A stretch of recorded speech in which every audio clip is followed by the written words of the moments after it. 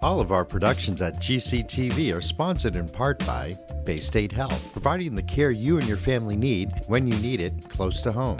Visit them online at baystatehealth.org. Greenfield Savings Bank. Visit them at 400 Main Street in Greenfield. Call them at 774-3191 or go online to greenfieldsavings.com. Greenfield Community College, providing access and excellence in higher education in the Pioneer Valley. Visit them at gcc.mass.edu. The Hammond Family. The Hammond family are longtime supporters of Greenfield Community Television. New Fortune Chinese Restaurant on the Mohawk Trail in Greenfield. Visit them online at newfortunema.com. Call them at 772-0838 and check them out on Facebook.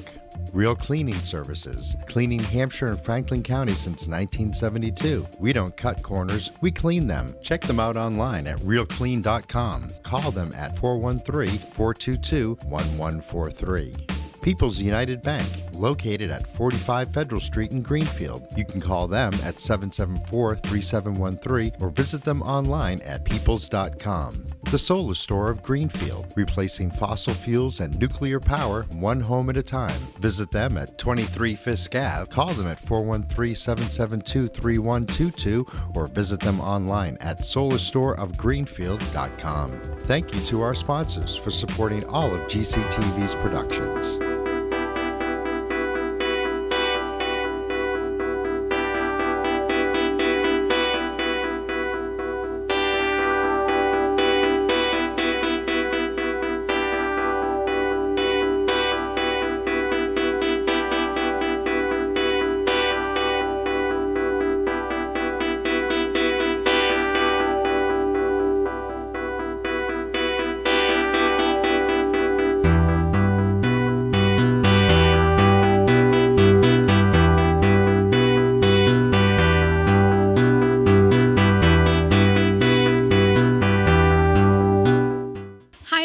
Welcome.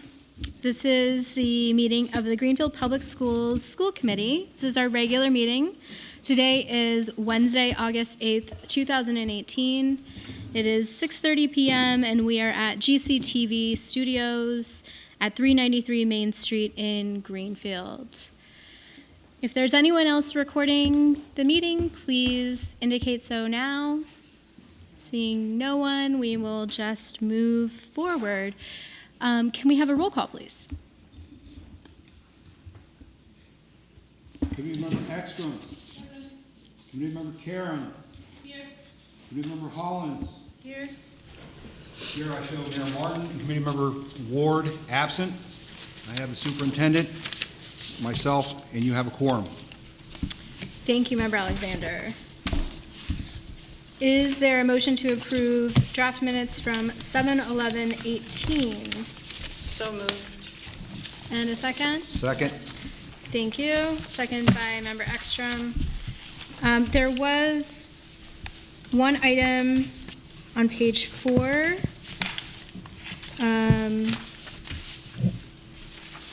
Which I'm actually not 100% sure needs to be corrected.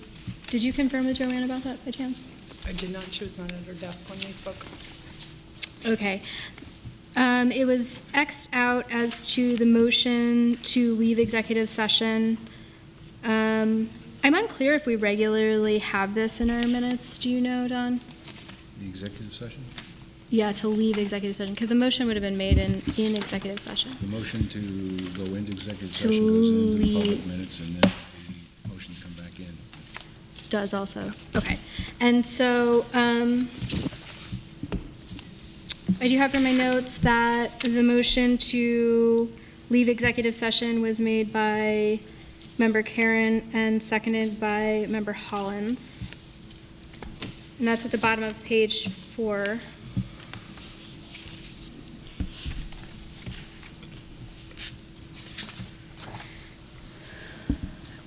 Is there any further discussion on the minutes? Okay. All those in favor of approving the minutes with the added information about Member Karen and Member Hollins? All those in favor? Aye. Aye. Okay. And that is unanimous. Thank you. Minutes have been approved. So now we'll recognize public comment. Are there any members of the public that would like to comment today? Okay, seeing no one, we will move forward. Before we jump into reports, I'd actually like to request that the committee move business items 5B and 5A ahead of reports, starting with 5B. Can we have a motion to move 5B and 5A ahead of our reports? So moved. Okay. You want it read out? That's okay. Okay. Is there a second? Second. Second by member Karen. Okay. All those in favor of moving 5B and 5A ahead of reports? Aye. Thank you. All right. So we will jump right into 5B, which is the results from the MASC self-evaluation. And we welcome Pat Carrera and Liz LaFond. Thank you. I went to the printer with these today and printed in the Staples, so I apologize for that. No worries. So we apologize for that. Have some paperwork, because we all love our Thank you. paper, don't we? Thank you. Thank you. It sure is. Thank you. Thank you. Thank you. Wow. Well, we don't really know that we work hard to do it. And we have extras for the people who are not here, so. I can take, You're not here, just two? yes, two. And one for the recording secretary needs. I'll give it to her, okay. Should I do that? So could you leave at least 3? Yes, Cool. Thank you. thank you.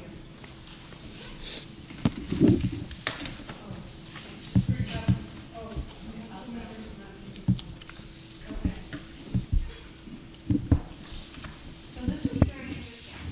I have to tell you that we had 6 respond. Oh, that's good. That's better than good. That's a B plus. If everybody had it, it would have been an A plus. It's a B plus. And it's very interesting. I will tell you that Liz is going to go over a lot of this with you.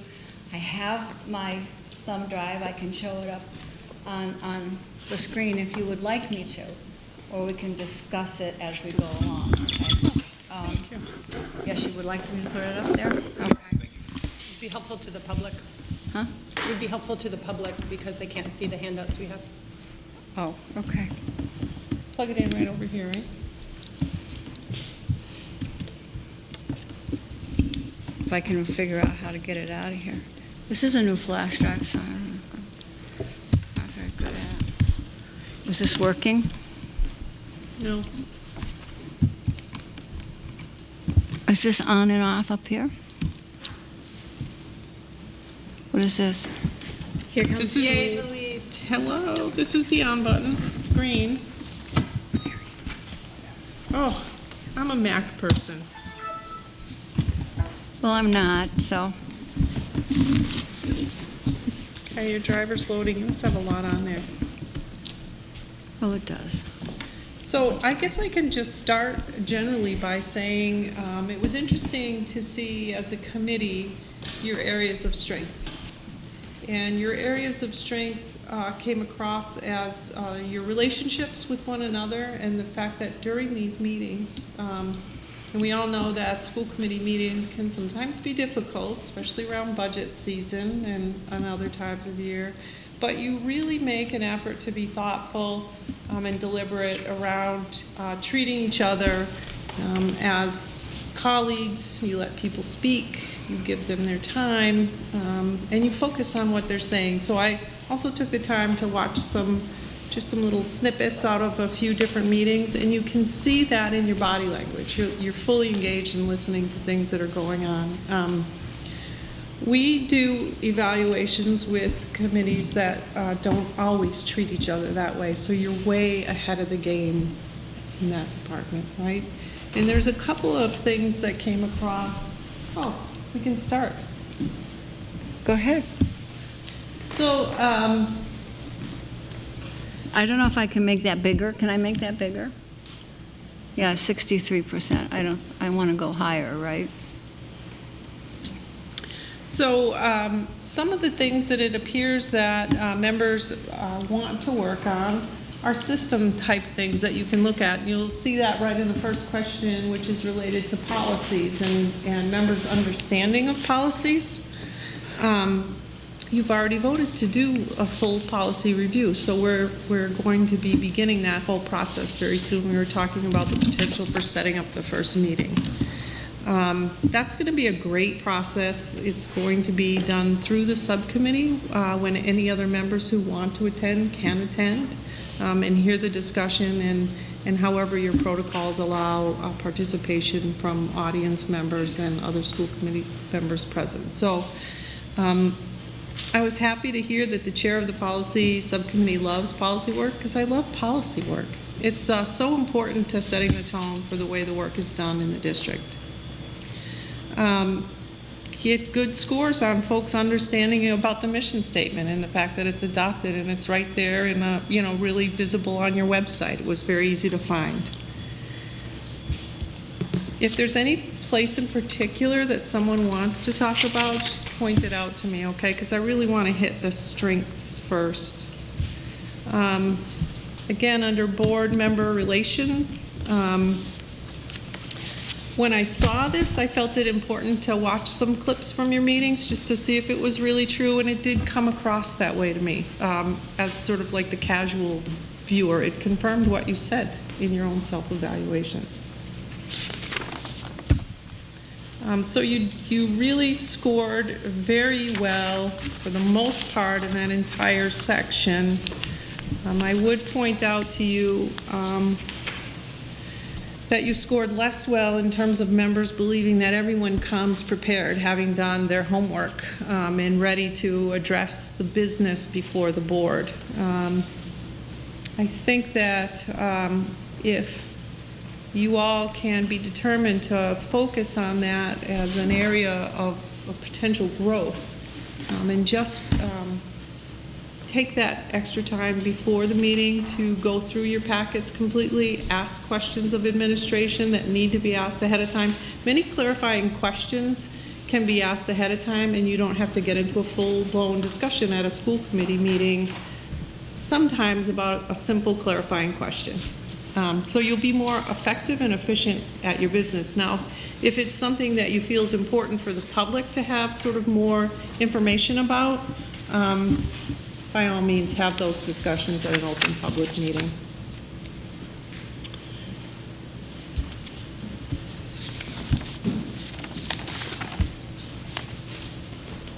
So I wanted to talk for a moment about the budget process.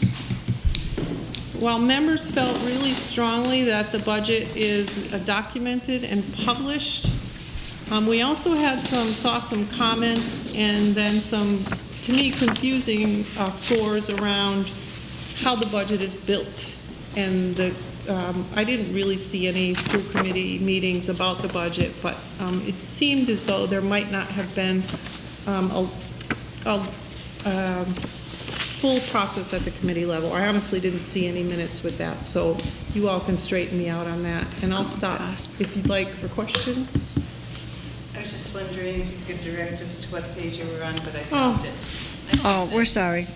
I'm trying to, I don't know if It's at the I was bottom. wondering about the pages too, because my friend Patty and I have this process where I'm in an office all day where I can't print, so I sent her stuff to print, and sometimes she doesn't print my final copies with page numbers, Oh. What can I say? But I appreciate her doing that legwork, because I cannot. we'll have this conversation going home. It's okay. I'm already blushing. It's okay. Okay, so. Yet, I see that on the next page, under Community Relations, the fourth item, you have strong feelings that, the school system regularly reports out on its own progress and accomplishments. So the school committee and the public's hearing a lot about what's going on in the schools with programming and successes and needs, which is why you're here. That's a strength. I think that if, again, just from looking at the responses, there's a need to look at a potential of publishing a budget calendar or something where you all can know ahead of time what to expect when things are going to be discussed. It might be, it might help to ease some of the concerns around transparency in the budget development process. Budget time for a school committee is always the time of year when there are more tensions than any other time, right? Everybody has something that they are passionate about in the budget, that everyone who works in the public school sector now understands that everything's under attack, right? Because there's just not enough money to do all the things we would love to do for kids. So it can bring out the best and sometimes the not so best parts of us.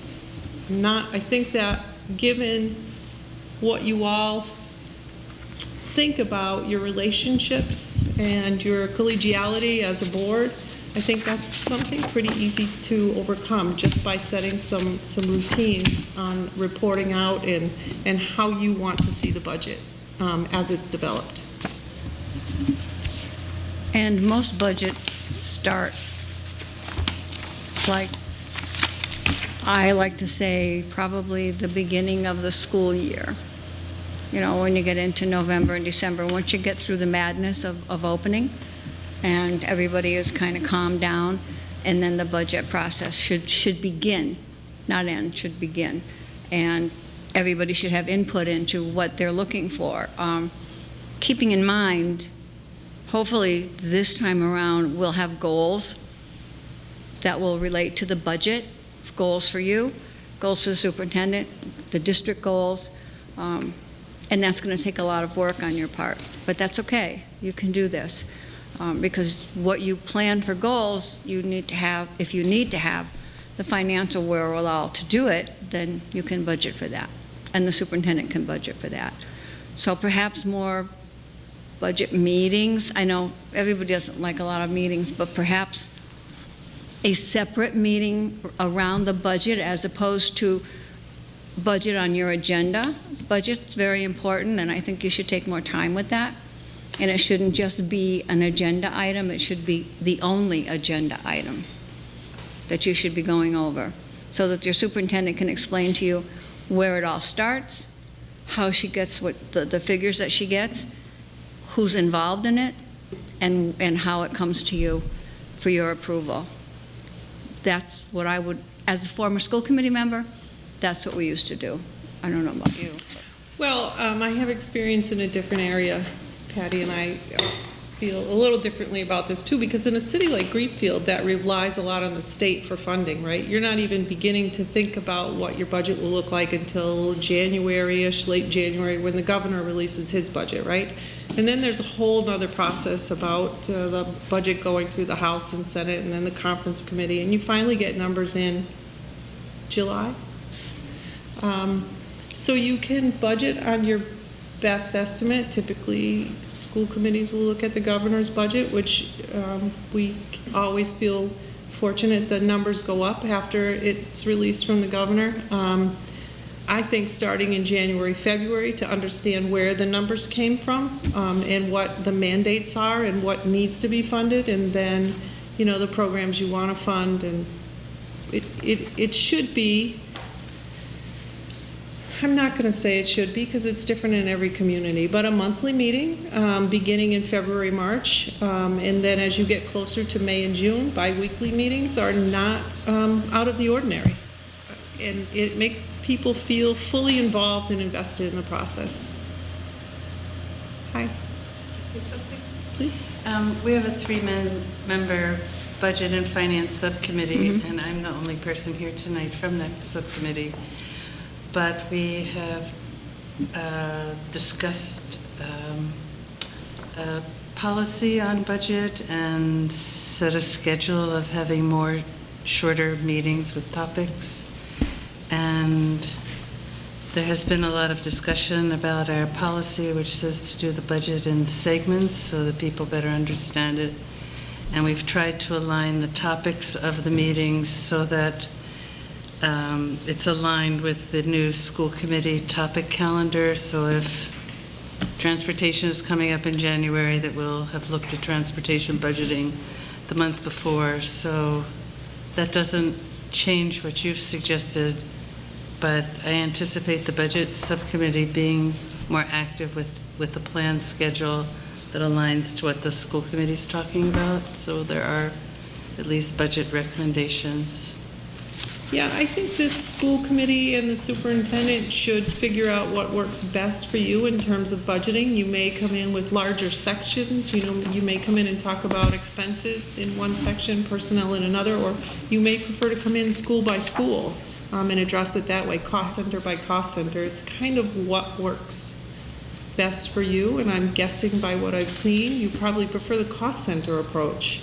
It's more manageable bites of information. School committees can look at Greenfield Middle School all at once. This is what we need. This is what we can afford. And these are the recommendations. And so then you start to hash out the recommendations. Typically, the superintendent knows what she needs in her school buildings, right? And then you're pulled by your constituents who really want a second junior varsity football coach. But maybe you can't afford it because you need to have a junior varsity basketball coach. These are all decisions that you'll discuss. I like the cost center approach myself because it gives everybody a full knowledge of each individual cost center, right? But I think it's also important to start it early, and I understand what you're saying.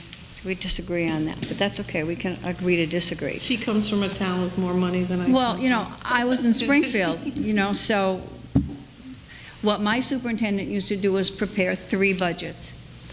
Okay, the knockdown, drag out, this is bare bones. It doesn't have any meat on it at all. Then there was a middle budget that, okay, well, if we get money from the state for this, this, and this, we can do this. And then there was we can do everything we want to do. Isn't this wonderful? Now I can tell you that everything we want to do, isn't this wonderful, never passed. We never had enough money to do that. However, we all had an idea of where the money was going to go once the state said, okay, we have a budget, or the governor said we have a budget. So that was a help, and it kind of gave everybody a leg up on the budget process. Certainly you can't say, oh, we're going to absolutely do that. Well, you can, but if you say that and you vote that, then you better be prepared to fund it. That's the important thing. But I think for you all to get a reasonable feel for what's going on, as Liz says, cost centers, that's very important. So that you can look at the overall budget, not just take each, I don't want to, not just take each, like you said, as you said, Susan, transportation, and then zero in on that, okay? I think you have to have enough faith in your superintendent and your superintendent's team that they put together a transportation budget. They put together a budget for the high school, for the middle school, for the elementary school. This is what the team said that it's necessary. You may not agree, just like Liz and I don't agree on a lot of things, but we're going to the same place, and the same place is kids. And that's first and foremost in your mind. My opinion. You agree with that? I agree with that. Okay. I agree with that. It's our main priority. But transportation can also be a short discussion because there Yes, it are can. many pieces of transportation that are non-negotiable. This is what it costs. Or if you want to talk about ways to find efficiencies in transportation, now you'll bring the public to your meetings because you're going to lengthen walk distances and so forth. So transportation is oftentimes very much non-negotiable. Don't move a bus stop. I mean, It's like that'll trying to cut get, sports. Right. Don't put a kid on the bus. People Right. will be here in droves. right. Susan? It sounds like there was some big issue with this, going back to the self-evaluation, our own report, but actually some of the most positive responses from the school committee were under budget process. That's true. It looks like, so it sounds like all this discussion is a big issue, but in fact, almost everyone thought the process was documented and published, that the committee as a group presents and advocates the budget to the community. Yep. And the committee receives regular reports with budget financial status, which was one of our highest ratings. So that as the committee evaluates itself, it doesn't sound like the committee as a whole was having problems. It sounds like the committee gave itself a good rating on budget. That's all I wanted to say. Where I felt and saw some comments were around not a complete understanding. If you can look at just the fact that people weren't understanding clearly at all, budgets is a need-based, bottoms-up. Well, bottoms-up could have been the confusing term, but understanding that the budget is needs-based should have been an easily understandable concept, yet you had three members who didn't know what that meant and one who disagreed. And then when I looked at, I think that what I've seen is you do have public come here. Not a lot of public, but that's also a good thing because a lot of public means typically an unhappy public. You do have an engaged public that show up and they like speaking with you. I think that from our perspective, when we consider the school committee's responsibilities and their priorities, a budget should be top on that list, right? Because the budget drives what happens in your district. Right. So it was easy to suggest that you look at something like a budget calendar and that you get into better rhythms and routines around how things are reported out. And I think you'll see some significant growth even in already good marks in that area. It's the better everyone understands the budget and the process to build the budget to fund the schools, the easier a lot of your other work will be. Particularly your meetings and how long they last and how much input is allowed each member at your meetings. And that's very important, but it's also very important for the chair to realize when we're going off on another tangent that we shouldn't be on, that we need to stick to the agenda that you have in front of you. This is what we're going to do. This is when we're going to do it, and everybody has an opportunity to voice their opinion within reason. Don't go on ad nauseum. Or if somebody says something, we always used to say, everybody has an opportunity to speak once, maybe twice, if somebody has something really positive to add to the conversation. But 9 times out of 10, what happens is it goes around the table and you're all talking and you're all expressing how you feel, and it goes around the table again, and it's the same thing. So nothing changes, and nobody changes their minds a lot. Sometimes it works, sometimes it doesn't work. But I think it's important that you can shorten your meetings by making sure that everybody has an opportunity and making sure that they stay focused on whatever that issue is and not go off somewhere else or start something else. I know there was some concern about conversations outside of your school committee meetings, and I'm here to tell you that you can't talk to each other outside school committee meetings. That's allowed, and if Glenn were here, he would tell you that's your First Amendment right. So, I'm not going to argue with that. What you have to be mindful of is when you're talking to each other, is that you're not talking about or deliberating on something that's going to be on an agenda, or that you're going to have to deliberate at a meeting. That's what you can't do. That's the violation of the open meeting law. So that's very important. You can start talking to each other about something, and that's fine. But then if you get into an opinion, that's not so good. We have a great little video that we run sometimes with Charting the Course that shows what happens when you end up going down there, and we call it in the weeds. You know, you get into the weeds and you start going around, and then before you know it, it's not working. So we don't want you violating the open meeting law. As I said to you last time when we were here, you know, kicking and screaming will keep you legal. Whether you agree with us or not, that's okay. We have to go by what the law says, and we want you to be legal, because I don't want to go to jail for you. I mean, I like you all, you're very nice, but I don't want to go to jail for you. And I don't One want of to us be has to go, it's her. No. But to circle back on your comment, I thought it was a strength as well, except I think that you could bring some clarity to the process based on some of the comments that I read.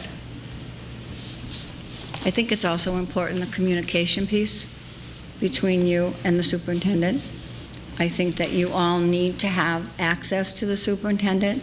She needs to be able to have access to you as you know, as members.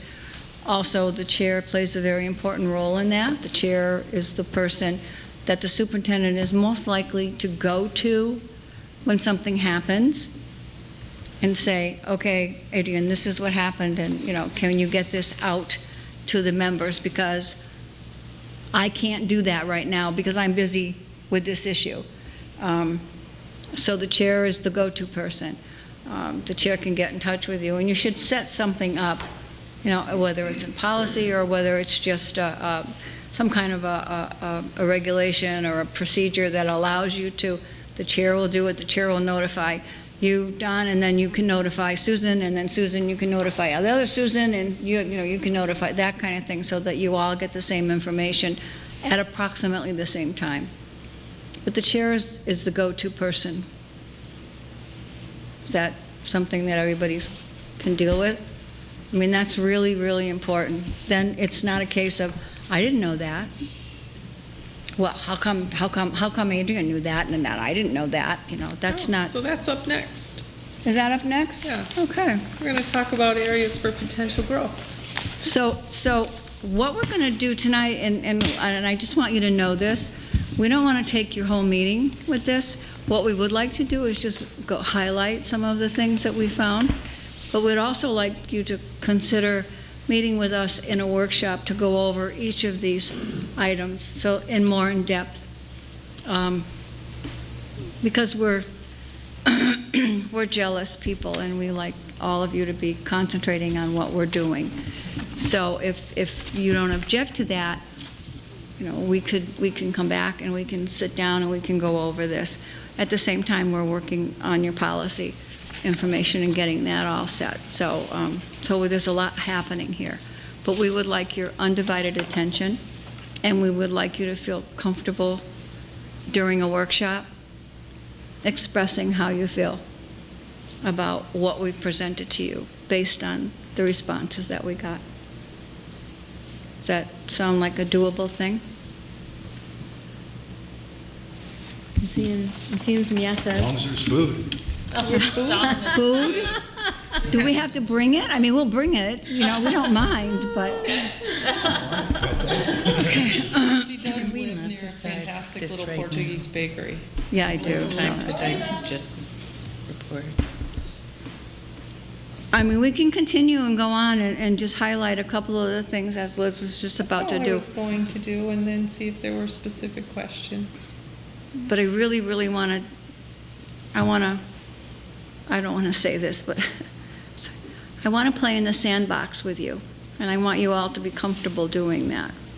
And I want you to be able to ask the questions, and we want to be able to answer them and not have to be rushed to do it. Yes, Member Yeah, I Alexander. fully support meeting on a workshop. That way, we're in a relaxed environment and we're not crunched by an agenda, and we could just sit down and focus on everything that they're bringing to us. So I believe a workshop would work better. And also, it'll give you an opportunity to digest everything that we have in front of you, that we have already digested, and we'll be able to ask a lot more questions, I'm sure. So, you know, we would appreciate that. Because you have a full agenda tonight, and we don't We want to. do have a full agenda. I'm interested in hearing just the tidbits that you were thinking about adding in. I'm also interested in having a workshop like you're suggesting. I love the idea of being able to dive a little deeper and actually spend some time with this content because we're just now receiving it, and so I am looking forward to sitting down and really looking through. Should we put a motion on the table for a workshop? Do we? Yeah. Yeah? So let's entertain a motion to have a workshop with Pat Carrera and Liz Lafond to follow up on our committee self-evaluation. I guess I can move it. Well, no, you, Yes, Susan. Second by Member Alexander. Is there any discussion on this? Member Hollins? Well, I read through the self-evaluation, and I think having a structure for self-evaluation is really important. And my only concern is the distinction between our thoughts about our evaluating ourselves and the MASC's opinion on how we should be doing things. I have a little, for example, it's not a criticism, it's just where I find this confusing. Like the question on budget, where they've found a concern. I actually had a concern with the question because it was an opinion of MASC on how to do a budget. There's a lot of ways to do a budget. So the question wasn't, does the school committee have a budget process? Does the school committee feel it has a budget process and that it follows it? That wasn't the question. It was, does the school committee do its budget the way MASC thinks it should be done? And so I just have a little problem with the values that are inserted from MASC, where it's an evaluation of how we see ourselves. And if you read through the answers, some of the comments say, here's how the school committee saw itself, and some of them are not that at all, and it's just opinion of the MASC. So in that regard, I would really like us to be, on a self-evaluation, have the results of what we said about ourselves. And in some of the answers, there's opinions about it, but not, the majority of people felt this, the majority of people felt that. And then we would be able to see the areas where we thought we had the most need for work, and like one of them was marketing, I think. So that's my thought. I just think we need to separate what we think and how we evaluated ourselves versus what another organization thinks about how we perform, which is valuable but different. That's all. Any further discussion? Okay, there's a motion on the table. All those in favor of having a workshop with MASC to follow up? And those opposed? Any abstentions? Abstain. Okay, one abstention, motion passes. So we will reach out to you and try to set up some dates for when we can do that. And if you want to close with a couple of the points that you were just talking about, Liz, Thank you. that'd be cool. thank you. Yeah. And I like the workshop setting because that will give you more opportunity to flesh out the responses that are, the numbered responses that are documented in the form. And so the commentary is titled Reflection, and that's really what it is more than opinion, because how your committee does business is always up to your committee. It's just our reflection based on our work with other school committees, and then generally looking at the actual roles and responsibilities outlined in the law that school committees should be focused on. So public relations was a concern expressed by some members through their numbered responses and through a couple of the comments that we saw. I don't know how the committee, I don't believe that I've had the opportunity to see a lot of formal public relations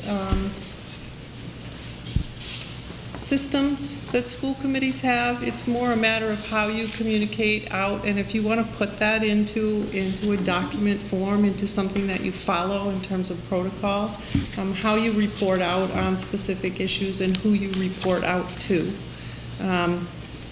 But it seemed as though members were interested in having some discussion around a public relations process for the district.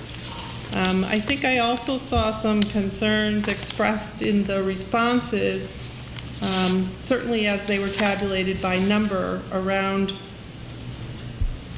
the committee's understanding and ability to access trainings and refreshers on roles and responsibilities. I think that is always a good way to go, right? We can sometimes get caught up in the, representing our constituents and representing sort of our own passions around what should happen in schools, and it's always important to meet with your colleagues and network with other people that are in similar positions as you to talk about, just where your work should be tuned into, and oftentimes where it should not be tuned into.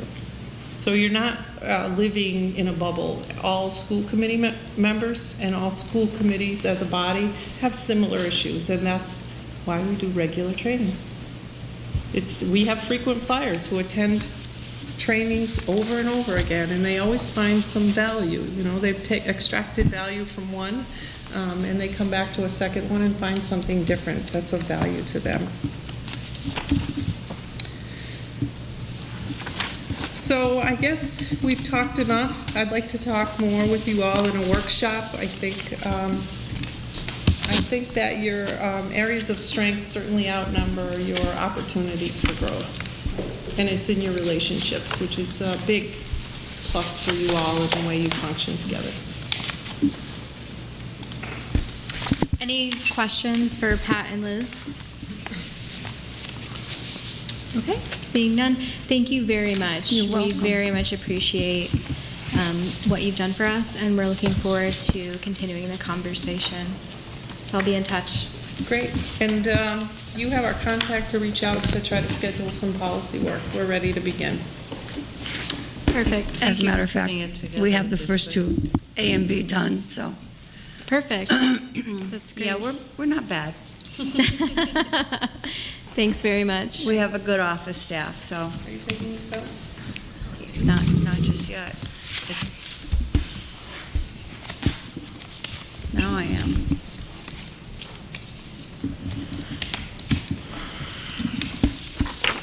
Thank you. Thank you.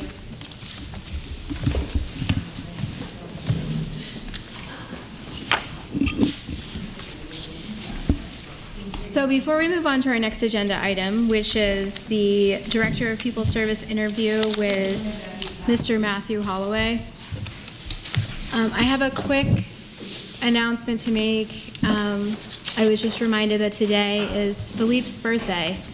And this is incredibly important because Philippe works very hard for us, and we love him, and we appreciate you, Philippe. So happy birthday to you, Philippe. We gonna sing?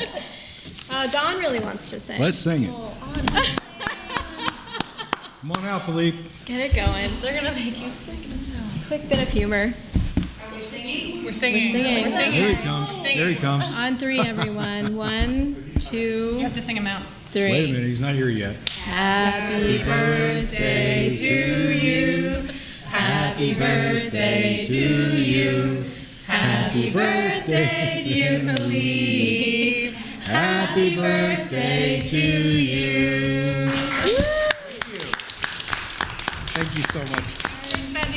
You guys, I've been working really a long time here. I've been working really hard, and when you do something like this, you just motivate me to work harder. I really appreciate it. Thank you so much. Thanks, Philippe. Back to the booth. Go back to the booth. I know, get back to work, just joking.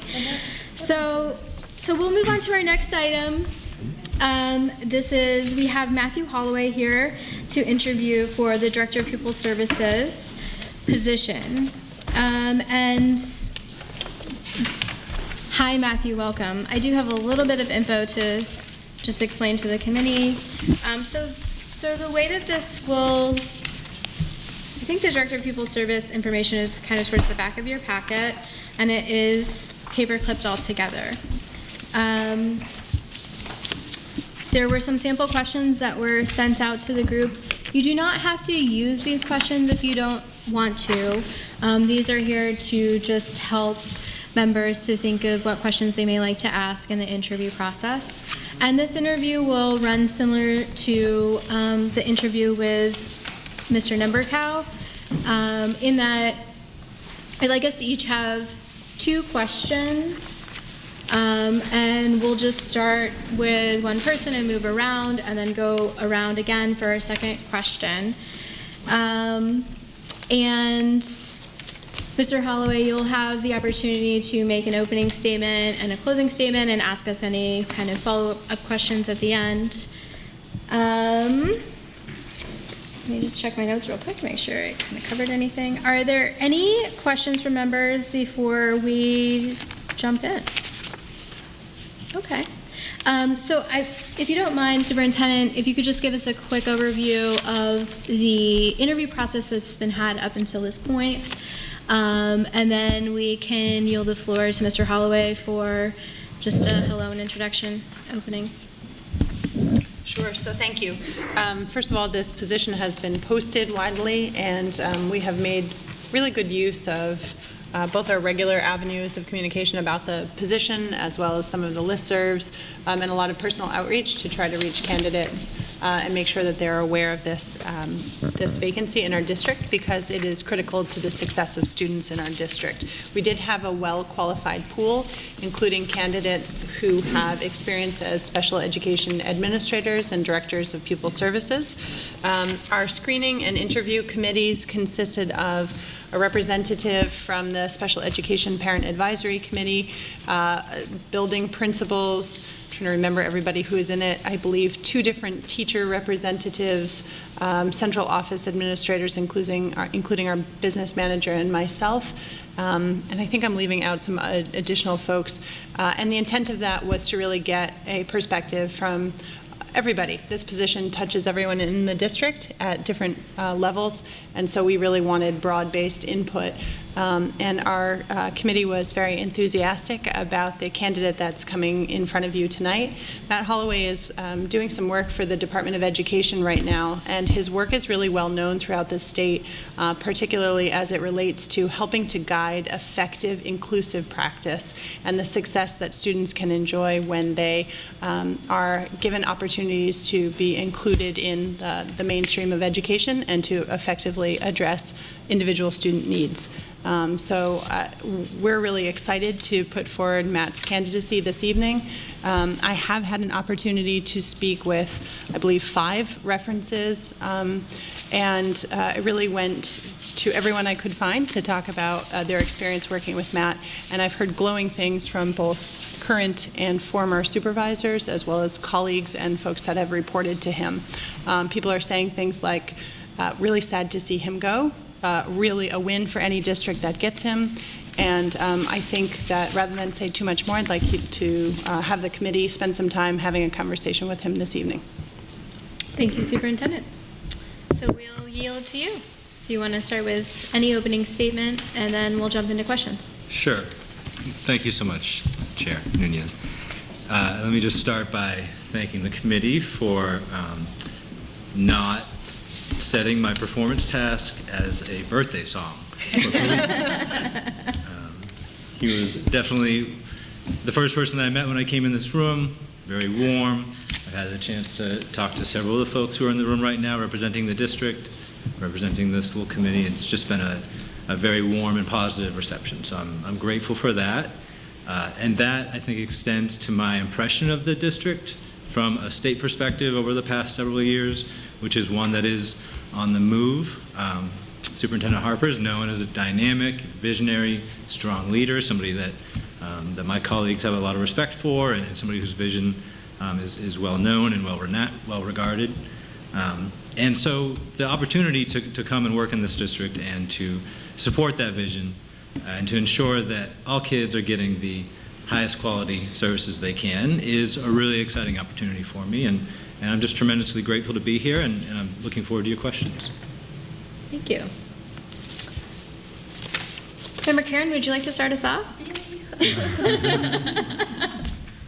All right. Well, one of the questions, the sample questions that really intrigued me that I would love to talk about is the large number of EL students that we have coming into Greenfield. It's growing on the growth curve all the time. How do you feel about that? What are your thoughts on how we can really make sure to include them and give them all the services they need? Really appreciate that question, and when I think about what excites me about a pupil services position, above and beyond a special education position, it's serving our English learners in the state, and particularly students who are coming in from Puerto Rico, and a lot of the issues that they've faced. And I guess I have two kind of broad thoughts about working with English learners and supporting English learners, and then I think there's a lot of really details that need to be attended to carefully.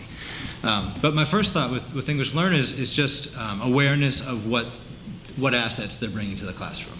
As an English-speaking community, when a student comes in speaking a different language, the difference between coming in and being an outsider looking in, that experience for the student can make or break the quality of their education. And so for me, I think number one is that we as a school community, starting at the top, and every teacher, every parent, every student, we have to look at that background, that language as an asset. That this student does not have a language that needs to be remediated or kind of taught away, but this kid is bringing assets to our school district, and we need to celebrate that, value that, and that's the only way to really put them on a trajectory to learn. My second thought about English learner education is that oftentimes when you have an English learner in a classroom, particularly a bright one, they're really good at sort of sliding under the radar. Right? They know when to nod. They've learned enough phrases to kind of get by.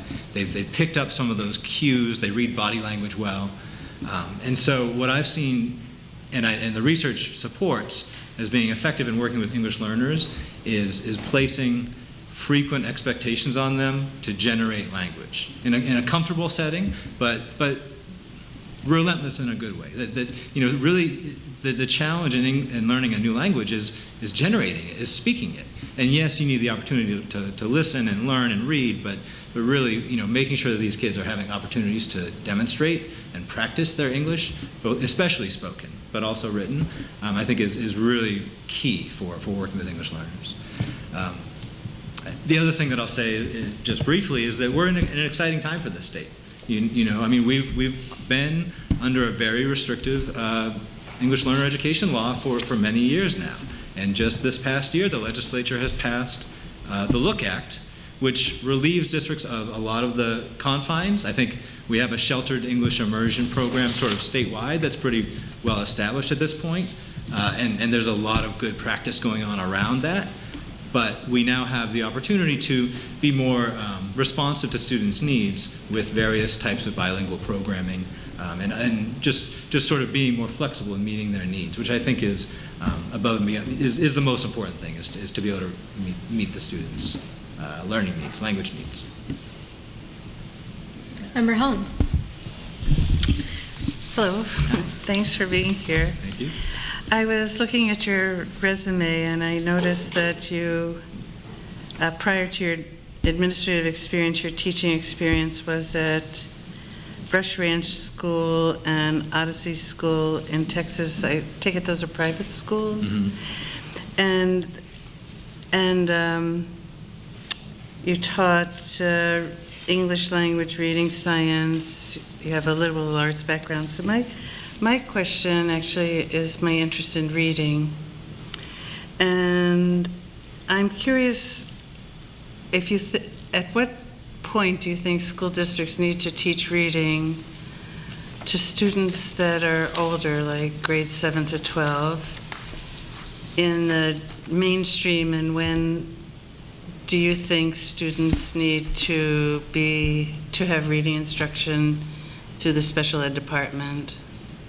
it's a controversial area Yeah. about high school students, and yet we meet people who have graduated from high school and they're reading at a second grade level, but they weren't disabled. So Right. I would appreciate if you comment on your thoughts about reading, since that's what you taught.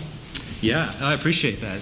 That's a very thoughtful question, and I'm sensitive to that tension, even in the elementary grades. I think one of the things that curriculum leaders in the state are struggling with is, at what point does my core ELA curriculum in the elementary grades just keep on building phonics skills, keep on building decoding skills? And at what point, as you said, at what point does that become a tier 2 intervention, or potentially an area for services? So I think it's important to be able to say we have academic interventions for struggling readers. They may not have a disability that is leading to that struggle. So having academic interventions at all grade levels, I think, is vital. And as you said, a lot of the times you may have an 11th grader who is struggling with reading and writing, and yes, there may be a disability. That may be the manifestation of their disability, but it may be that they've just had significant gaps in their instruction over that time, or repeated exposure to poor instruction. This kind of so I don't ever think that we can never give up on teaching reading skills. That said, struggling readers are not necessarily kids with disabilities, and I think that's something that it's a tough line to draw in special education. And so a lot of the time, for me, I think the key here is to continue to provide interventions and to have that flexibility with what we talk about as tiered supports. So you have a great kind of universal instructional program for every student, and really important for the student who's struggling, for that 10th grader who is reading at a 4th grade level, that somehow we have to help that student access those 10th grade ideas, because education, the reading can't be a barrier to the actual education. So on the one hand, we have to help our gen ed teachers get access to those ideas, get access to that text. But on the other hand, we need to intervene and support the student who doesn't have basic kind of reading and writing skills. And obviously, we have to have screeners and see if the student has a disability or is just sort of the result of instruction that hasn't landed. Thank you. Thank you for the question.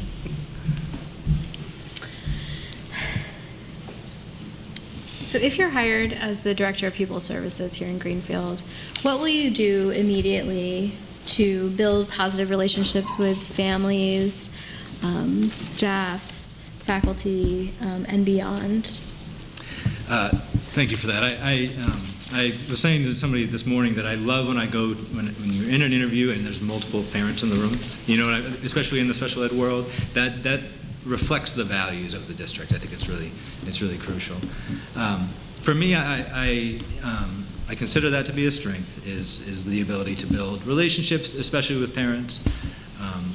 My career happened to start in the private school world, but I was kind of hustling over to the public school side from early on, but I do think that one thing I gained out of working in private school settings was being very responsive to parent needs, over a multiple year process. For me, coming into this district, though, I think, one thought that I have is with under 300 students who have IEPs right now, this is a district where you can do home visits. You can one person can drive the district and meet all the kids in a week or two, or the parents in a week or two. So I think that would be something to discuss with the superintendent and the leadership team, is, to what degree are we comfortable sort of going and meeting people where they are and making them, and just being a part of their life. I also think it's important to have sort of a low-hanging fruit, in the sense of something that we can all sort of rally around, have a conversation around, build consensus around, without necessarily having super high stakes. And so one thing that I've been toying with, and again, this is at the discretion of, I would like the larger team to have input, but every district in MASC has a district curriculum accommodation plan. And it's really a plan in place to support the principals in meeting the needs of all learners in their general ed classrooms. And it's, some districts have really robust plans, others have very thin plans, and it's, I don't want to make it too general of a statement, but I think a lot of the times it's not the most crucial part of a school district's planning process. So I think that would be an area where I might seek parent voice, teacher voice, administrator voice, because it's a good cross-district kind of instrument and a way to, we don't need a decision tomorrow. We don't need a decision yesterday. We can take our time with this. We can let some of this vision evolve collaboratively. So that's I think my immediate answer is to start looking at that, they call it the DCAP, the District Curriculum Plan. Thank you. Thank you.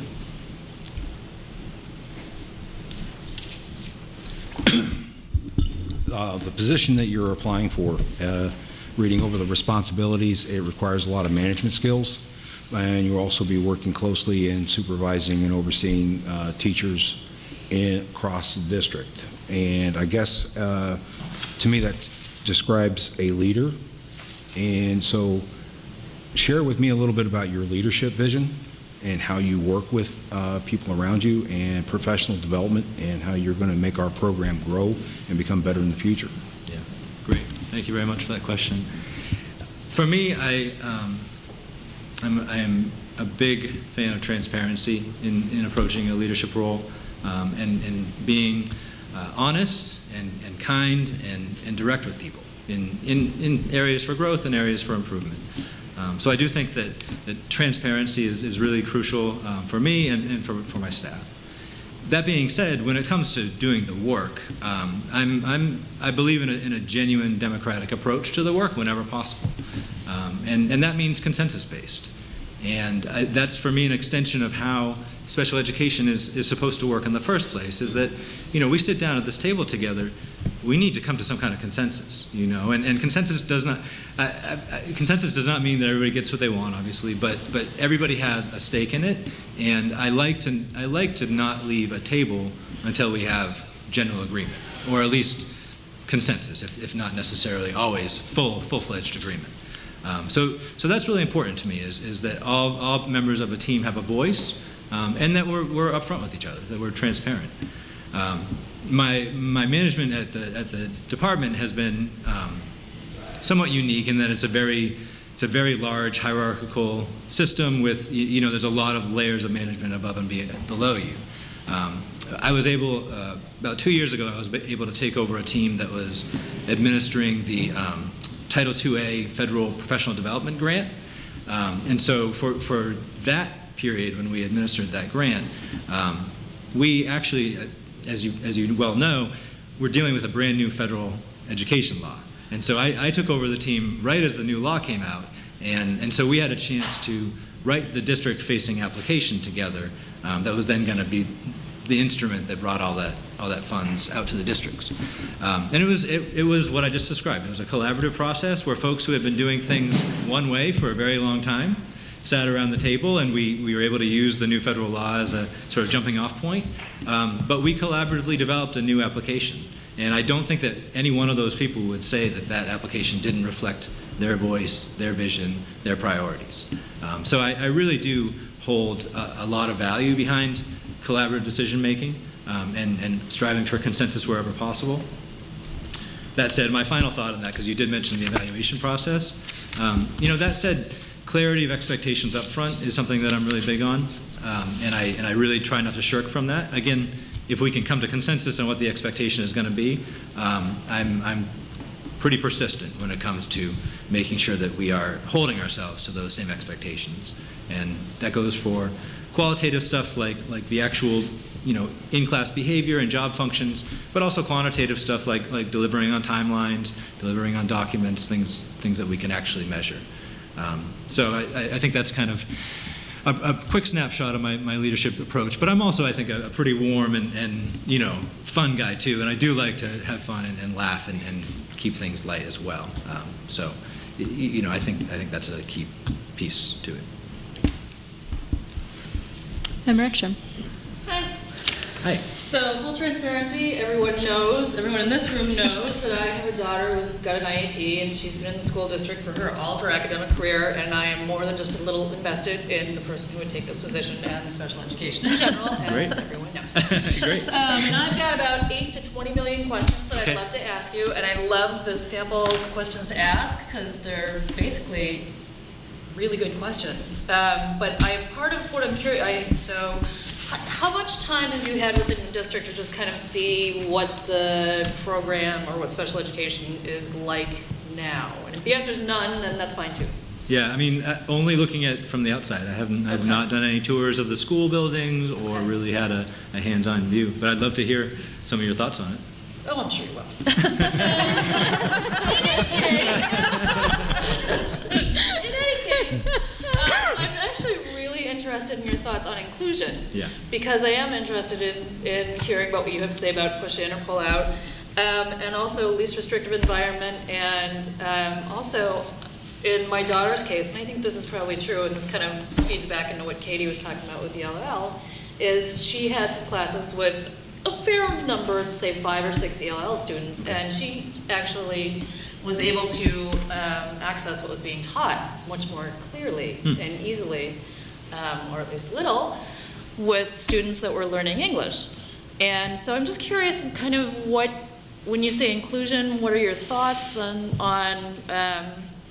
what do you think that would look like? What are your thoughts about push in versus pull out, things Great. Like that? Do you mind if I ask what grade your daughter is in? My daughter is she's going into 7th grade now. Okay. And what's the highlight of school for her? Oh dear God. Just one. She loved she was in a science class where they focused on building things with Legos and doing robotics, and she loved it. She was really good at it, which I wasn't surprised about at all, because that's when she hangs out and does Legos at home and stuff like that. Also loves theater and art class and all of those things, but yeah. So as Member Hollins pointed out, I was a literacy guy, I was an academic language therapist, a reading interventionist, and then I wound up in this job teaching. They asked me to teach science, which happens in special ed, as you probably know. Yeah. And I was a little reluctant to do that, but within a week of putting hands-on materials in front of kids, I was hooked on it, and I like I said, just channeling my inner Mr. Wizard. You know what I mean? Just constantly, it becomes obsessive to find the next great experiment for a student. But that's an aside. To your question, and this is something that obviously I've had a lot of conversations about. When the department decided to move forward with this kind of inclusive practice work, it was because we were finding that from one district to another in this state, the rate at which kids are being included and the racial and socioeconomic differences between kids who were or were not being included was kind of staggering. It was really significant. And from the get-go, we always, and we work closely with teachers and administrators in developing these resources. And from the get-go, we always talked about inclusive practice as opposed to inclusive placement. Because I think, there's a lot of emotion around this, because a lot of people say, oh, he's pro-inclusion, that means get the kid into the room and that'll fix everything. And that's obviously not the case at all. By inclusive practice, we're talking about making sure that academic instruction is accessible for the student, so giving them multiple ways to both to take in information and to show what they know.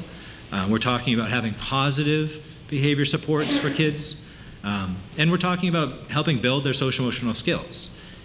So I mean, those are kind of the 3 pieces of that inclusive practice puzzle or triangle, and without them, just putting the student in the room without appropriate supports is malpractice. I mean, that's I don't want to say malpractice lightly, but that's really inappropriate. Students need these supports. So that being said, though, because you asked, and I don't know if that was intentional, but you asked about inclusion and you asked about least restrictive environment, which I think is a good distinction to make, because one thing that I've seen over the years, particularly when I was working closely with a lot of districts on special education issues, is that the assumption at the end of the meeting is, now, where do we put this student? Should we put him in a general ed room? Should we put him in a sub-separate room? Should we put him there? And the least restrictive language means that you have to start that conversation with their peers in their general ed room. And you have to make a decision, you have to justify, why are we removing this student? And by all means, there's plenty of reasons why you would need to remove a student, whether it's academic, behavioral, but the conversation needs to start with, we assume the least restrictive environment is the general ed setting, unless there's evidence that says it's not. And so for me, that is, I think, that kind of core understanding at the end of the IEP meeting that you have to get to. And then I'll make a final thought, because I know that, when you're imagining your child's experience, I mean, a lot of the times being in that general ed room is not a great experience for them. I mean, that happens a lot. And so for me and for the department, when we put out these resources around inclusive practice, we weren't really focused specifically on teachers. We were focused on principals. And the vision that we tried to move forward with, and I think had some success with, is of inclusive schools, where we find a place for the student in the school. And it might vary from one day to the next, depending on what's being taught and what the needs are of that day or that week, and what learning needs the students is demonstrating in the classroom. But the vision that we'd like to see is for principals to say, this is an inclusive school. We have a place for you in this school. And that means that if a student's having a behaviorally challenging day, we find a place for the student, and we're ready for that. We're not caught unprepared for the inevitable challenges that arise when you're a student with a disability. I mean, it's unpredictable. You have to predict the unpredictable, plan for the unexpected. And so for me, that's the true vision of inclusion and inclusive practice is an inclusive school, more so than any one classroom or particular setting. Thank you. Can I say one more thing? That's not a question.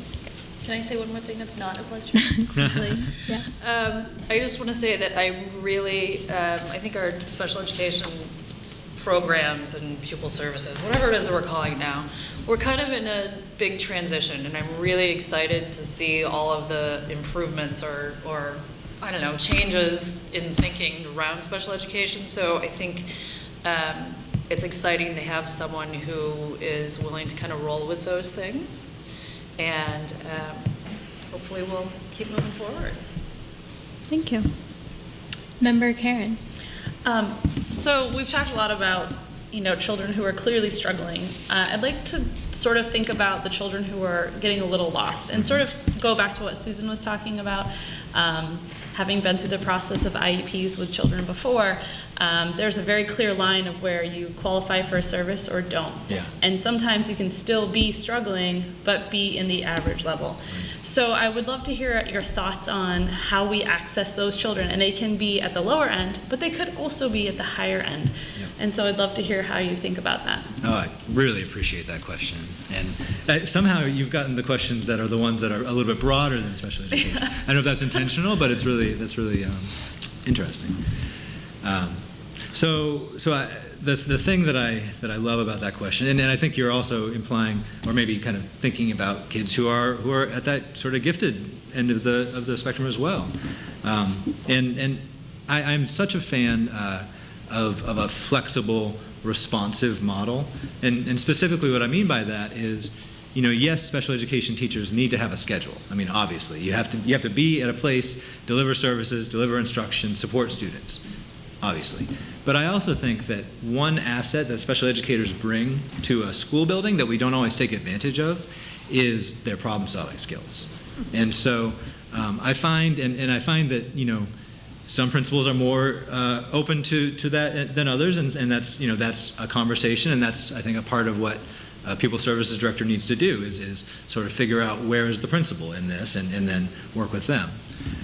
But I am an advocate of giving teachers some autonomy and flexibility around how are we delivering instruction and when, because as you said, I mean, a lot of time a student is having challenges that are not related to a disability. And I myself, I remember being in the fourth or fifth grade, and I had always cruised through math instruction, and I just remember this one, it was like multiplying fractions, something with fractions, when all of a sudden I just looked at the page and I had no idea what it was. It made, it could have been a completely different language. And so I think for a student who all of a sudden hits a cliff or hits a wall and doesn't know how to move forward, we need to have flexible systems in place to address their needs too. And I don't think this district has a relatively low rate of special education, or it's actually right smack dab in the state average. So I wouldn't say that this district is over or under identifying. But, you know, in a lot of cases, when a student hits a really big snag, all of a sudden, you know, we start the process of eligibility. And I don't think that's I don't think that's how the system is set up. I think we need to have a responsive, data-driven system that assesses what is really going on with this student right here, right now. You know, can we do something? To get them over this hurdle? You know, and I think to be able to get there with a system with this sort of tiered supports, you do need some flexibility, a partnership between general education and special education staff, and a principal who's willing to be flexible with how those supports are offered. Can I ask a quick follow-up question? Sure. So I'm also thinking about, say, your dyslexic child who is no longer qualifying for services, but your teachers need to know. Right. So what path or how do you see those ideas being passed? Because I see that that's not happening necessarily right now. And so how do you see that happening? So in a perfect world, right, in a district you have your special ed staff and your special ed system, and you have your 504 team and your 504 system. And but in a small to mid-sized district, you know, that the special education staff needs to be accountable for all of those protections. So I do think that, and I'd have to take a look and see what's in place. But I think that a clear 504 system. And having some clear protocols for how do we, as you said, I mean, a lot of it's just communication. Right. You just need to keep those accommodations on the list, you know, make sure the teacher knows, make sure the teacher has some access to parents and past history, and just kind of get that picture. But that stuff doesn't happen. Well, sometimes it happens magically because we're well-intentioned people, and, you know, somebody will go above and beyond and make that phone call. But by and large, and to be, you know, truly equitable, we need a system in place and protocols in place where that information doesn't get lost. Because you're absolutely right. You get exited from special ed services, and all of a sudden your 504 protections, I mean, they don't just go away, you know. So I really appreciate that question. Member Hollins. Well, Mr. Holloway, I really appreciate your answers, and I particularly appreciated your answer about least restrictive environment doesn't mean a class, because I'm old enough to remember before there was even a special ed law, and when it was passed, least restrictive environment meant you weren't sent to a state institution. It meant you'd be in the public system. Right. It wasn't a classroom. But anyway, like Susan Ekstrom, I have 100 questions I'd like to ask you. I don't have a child in the system, but I have a background in this field, and maybe a 30-year background in this field. So,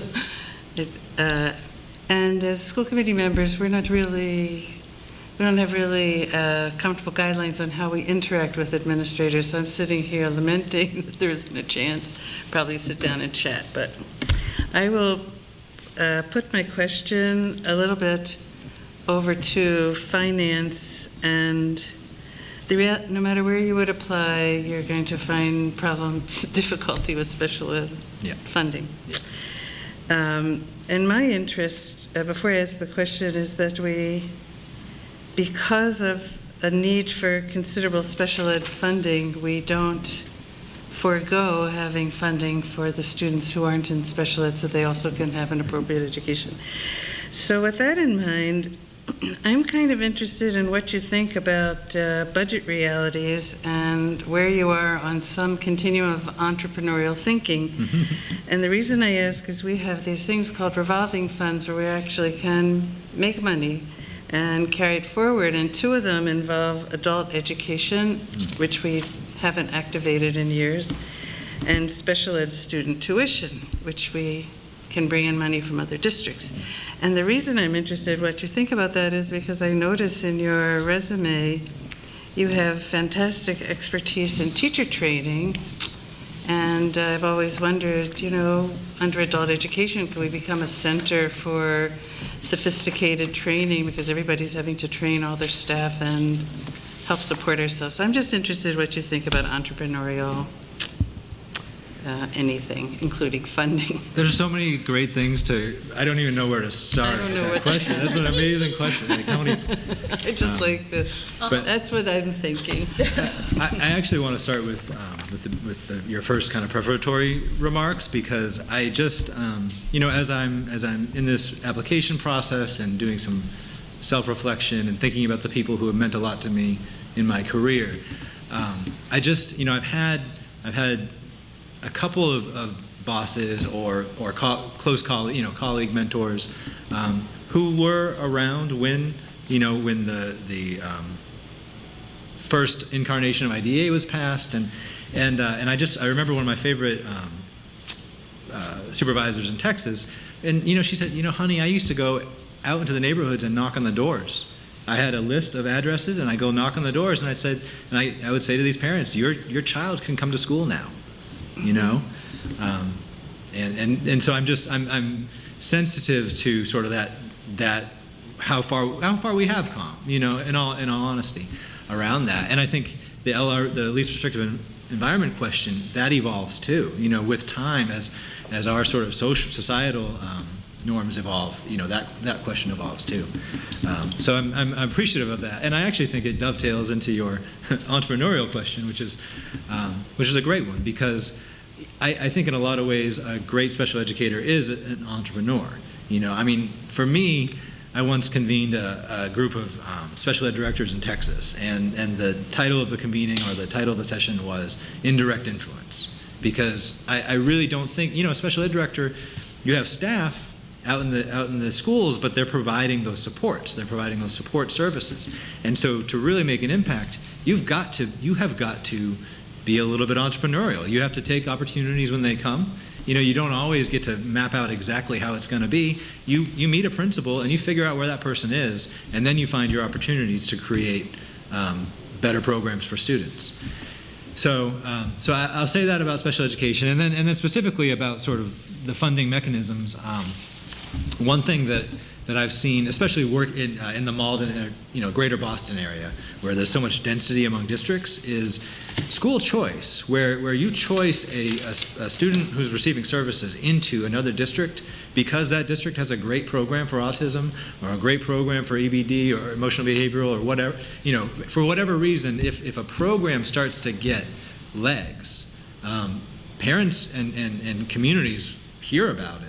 And that school choicing in option can be a real revenue generator for a strong district system. So I can think of a couple of districts in the greater Boston area for whom that's the case, where because they've set up a typically inclusive system, but not always, they've set up a great program, they've got great staff, the families are involved. That can oftentimes be a great revenue generator unto itself. In terms of PD and that kind of work, I don't want to go too far down that road, but I will say that the folks at the Collaborative for Educational Services are great friends of mine, and we've worked on a number of different programs with them in terms of, I really think the educational collaboratives are a great source for getting expertise in a pinch. You know what I mean? If we have a student who's evidencing a program, some kind of a behavior, and we want to work and support with that student, these collaboratives, a phone call with them, they can help solve those problems. And that includes a lot of professional development as well. I think more and more, and particularly CES in Northampton, more and more collaboratives are seeing themselves as professional development providers and revenue generators unto themselves. So I think any opportunity we had to partner with them in a number of different ways, there's a lot of creativity that can come out of working with those collaboratives. Thank you. Can you speak a little bit to what has attracted you to the Greenfield Public Schools, and how working here as the Director of Pupil Services fits into your long-term career goals? Absolutely, yeah. And I did make this comment earlier, and I was being somewhat facetious, but I am a Route 2 kid. I grew up in the Leominster-Fitchburg area, went to Ashburnham Westminster for high school. So there is, I definitely have a sense that familiarity with this community, just because of sort of the geographic location of it. As I said earlier, I really think Superintendent Harper has a dynamic exciting vision for the district, and is somebody that I think I could really work with.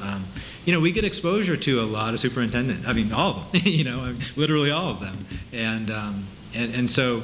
You come to see the things that work well in a district, and in relationships with the school committee, with families, with other districts, with the neighboring districts. I mean, that's a big factor. So I think those are big pieces. I also think that this district is, it's a strong academic district. I mean, and has been really, over the past several years, has been steadily a really strong district. And I know that because of the state assessment switch, some of this data isn't quite up to date, but I did notice, just taking a preliminary glance, that some of the special education academics, are not on par with the general ed group in terms of just comparing it against other peer districts. And like I said, that data is a couple years old, so maybe things have shifted, but that to me says this is a district with a strong general program, strong universal program, and the quality of special education instruction in the district can improve. We can get kids who have IEPs in this district to have access to that strong program the same way that their non-disabled peers do. And so that, to me, I always look for the opportunity, and that's always an opportunity when you see that sort of a gap there. That gap is a little bit bigger than you would expect. And in terms of my career, a personal background is that we moved out to Northampton last year because my wife started at UMass in the Eisenberg business program, and so my grandmother's in Holyoke, and as I told you, like, Northampton kind of came onto my radar a few years ago, and then that began sort of an exploration of the valley, and really coming to love this area. In a lot of ways, if I would have known how much, how interesting and fun sort of the Pioneer Valley was, I might not have spent so much time in Austin, Texas. I think this is a really special place to be. It starts in Northampton, but then you start poking around, and there's all kinds of really interesting things happening out here. So we're really both committed to this area right now, for this phase of our lives. And I see this district as being a wonderful place to be and to work and to grow professionally. Because that's my professional goal is not, I don't have a crystal clear professional plan, but I always want to make sure that I'm growing, and whatever I'm doing, I'm being challenged, and I'm bringing value to the organization. And I think both of those would be true here. Thank you. Sure. Member Alexander? Yeah, I was writing down some of the things you were talking about earlier when I asked you about your leadership style, and you were very clear about being transparent and building collaboration among your team, stuff like that. But I guess looking at your resume, and you have a degree in public policy, in the field of special education and in public education in general, what are the topics are you seeing coming from state, federal levels? I guess what I want to know is what's going to keep you up at night and being concerned and looking to the future. Yeah, I really appreciate, oh my gosh, I really appreciate that question. So, so where do we start? Excellent. Yeah, what's my time? Thank you so much. Yeah, what's my time there? I think that this is the right time for me to come work in a district, to be here. The federal ESSA law has taken a lot of the mandates off of states, which means a lot of the mandates are, kind of come off of districts in terms of testing and accountability. Some of those pieces that have been expanded.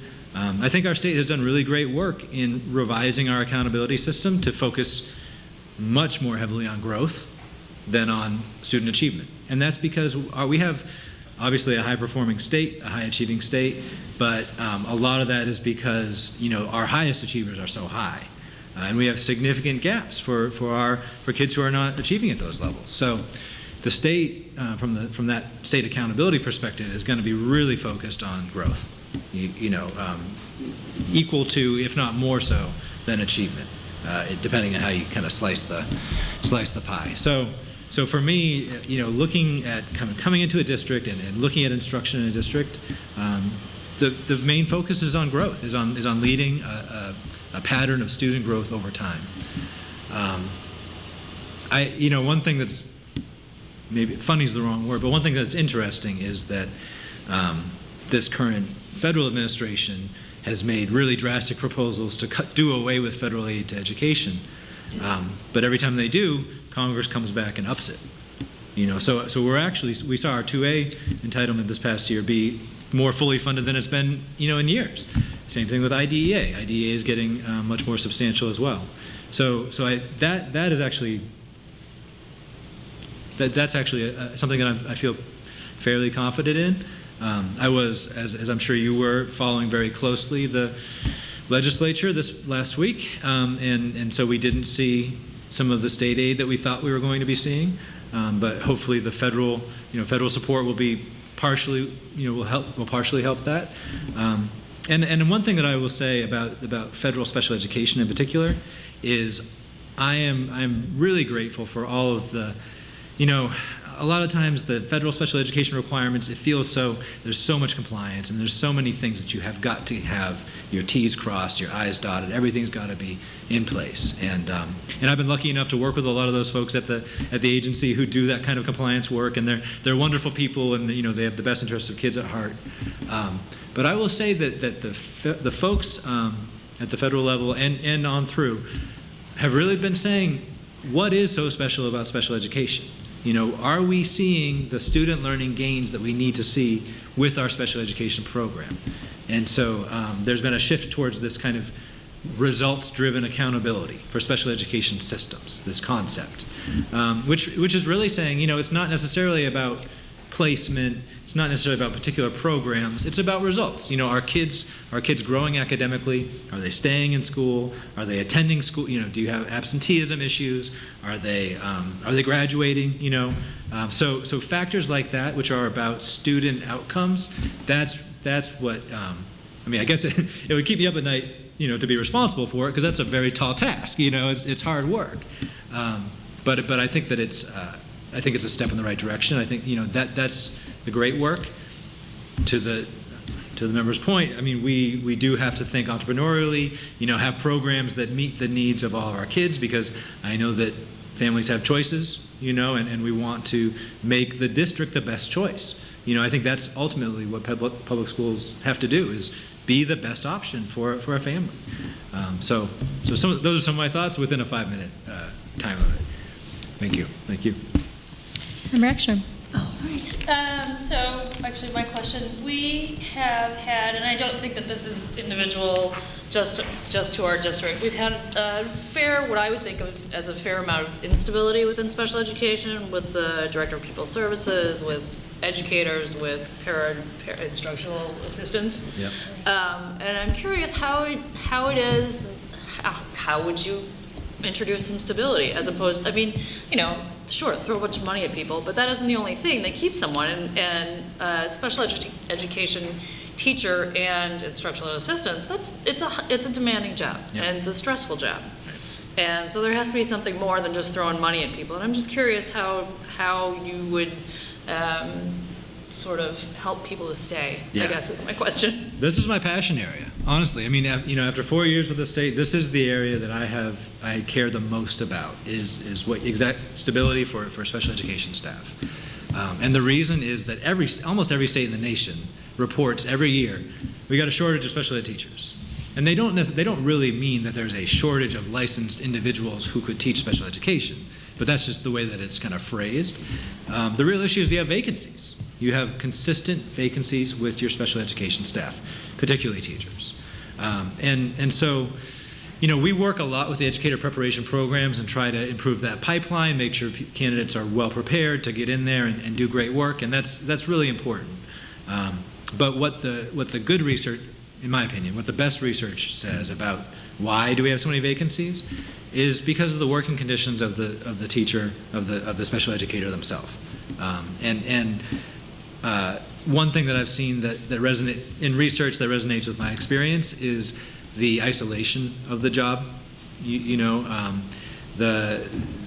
I'm the third grade special ed teacher, am I sort of in a bubble creating content and lesson plans, and then all the other third grade teachers are over here having common planning time? Or more likely, am I invited to common planning time but don't really have a stake in it, either because my students have such unique needs or because we're on a different pacing guide or whatever. So for me, number one is working with principals and making sure that the collaborative environment for the special ed staff is there, and that those educators have a voice, and that they're seen as assets for the gen ed teachers. So it's not just them chasing the gen ed teacher around the school trying to get a hold of tomorrow's lesson plan. It's the gen ed teacher coming to them and asking for suggestions for maybe a student who's starting to slip. I don't know that I'm teaching this in the best way because I've got kids are slipping, or kids look bored, or things like that. So I think elevating the special education teacher, the way that they function within the school, and eventually the way that they're seen, is the best way to keep good special ed teachers. And then kind of tying into your point or question about paraprofessionals, one thing that I'm really excited about is I've had a 3-year process. I didn't work in the licensure office, but I worked closely with our licensure office. So I've had a 3-year process with the licensure office developing a performance-based approach to special education licensure. The target group for that are paraprofessionals who have bachelor's degrees. So if you have a paraprofessional with a bachelor's degree, we have just finalized and made public, it's available now, a route towards licensure that happens during the school day. Can you demonstrate the knowledge and skills that it takes to be a great special ed teacher during the day? And for a para, with appropriate supports and supervision. It's called structured guidance and supports. So with appropriate supports, appropriate supervision, if you have a para who is, who is on a sort of a track where, they've got a bachelor's and they're thinking about, their next move, and they want to go into a more, a higher paying career, and they want to go into teaching, this route is designed for that person, for that great para. And it's also a way to keep those paras who, maybe they're a little bit bored. So this is something to put on their horizon as an opportunity to move towards, because I do think that growing your own staff has been shown to be one way to retain folks. More so than, as you said, like throwing money at them, recruiting them from 6 towns over, and that kind of thing. I really think it's about what's the working conditions. Thank you. Sure. So if you have any questions for us or a closing statement, now is the time. So I'm going to ask a question, and I don't. If one person wants to answer, or you can choose how you want to approach this. But I'm just super curious as a body, as a public governing body, what you see as sort of, what the greatest single asset the district has right now, and that can be obviously personnel, family. What the biggest strength is for Greenfield Public Schools, and then what's one thing that that keeps you up at night, that you want to solve? What's one problem that you'd like to see solved this school year? And if it's in the special ed domain, that's even better. We're supposed to give a collective or individual answer? I think individuals can offer any responses. Does anybody want to? All right. I think that we do a pretty good job of letting the public know what we do as a district. Our principals, our superintendent uses social media to share. Clearly, you can always do better. One thing that keeps me up at night is our outlying students in many different ways. Our children who are falling through the cracks, they're not quite special ed, but they're not quite gen ed. Our special ed students, our ELL, our gifted students, but also on top of that, our absenteeism, or our children just at-risk students for many different reasons. Those are the ones I worry about. Those are the ones that keep me up at night. Okay, great. Well, I think our greatest asset are our employees, really, all the way around. Particularly, I think you'll find in Greenfield there are many people who live here, who grew up here, who are committed to the area. I've only lived here 10 years, but I've lived a lot of places and I really like it here. And I think generally we have great faculty. And what keeps me up, what I worry about, is actually the administrative turnover. I think you have to have some or maybe teacher turnover in the special ed department. I think someone mentioned to me their child had 6 teachers in a short period of time. And I'm very interested in culture. It's not a question of what I think about any specific instance, but how do we build a culture where people are here? Because it's a great place to work. And you want to be here, even maybe our salaries aren't the highest in the state, but it's just a great place to work. And that's what I think about, because in my opinion, we can't build a great school system if the key leaders are turning over too regularly. The parents don't have anyone to trust if they have a child in a $100,000 placement. Who are they going to trust to bring the child out? So I hope you come and stay for a long time, but that's what keeps me up, is how do we make this a place people want to stay? Yeah. Some of the things I'm most excited about with Greenfield Public Schools is really that we've highlighted the arts, we've highlighted special electives, we have a robust sports program, and we prioritize accessibility to all of these things that many other districts have shed from their offering. So this is I'm very proud of that. Yeah. And I'd like to see I'd like to see us to continue to expand that. And if there's anything at all that I want more than anything for each and every one of our students, I have a short list. Okay. One of them is I want everyone to walk away with confidence in their math skills. Mm-hmm. I don't want anyone I don't want to hear them say, I can't do math. Yeah. I know this is like a nationwide thing that we have, this cultural thing that we hold on to not being good at math, and I don't believe in it.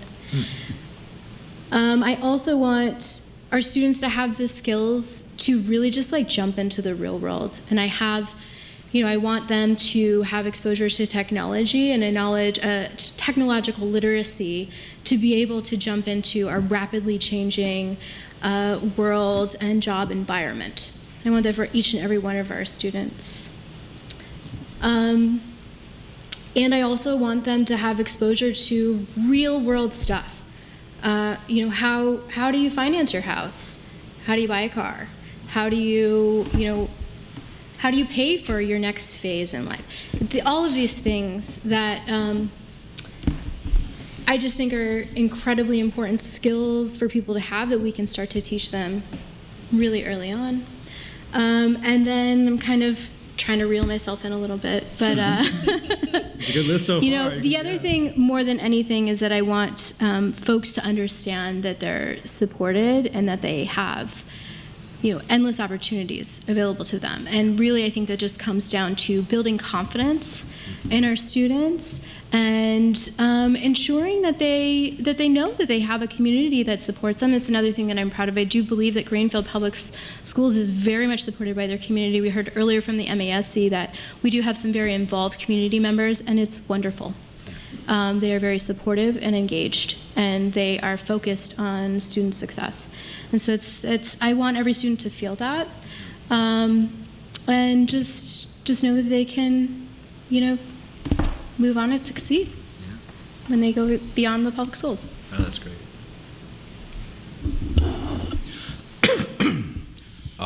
Well, I guess one thing that keeps me up late at night is late night school committee meetings. But being the fourth person in line, I share a lot of the same concerns as my colleagues here. I guess my one thing that I really worry about is community connectivity into the schools.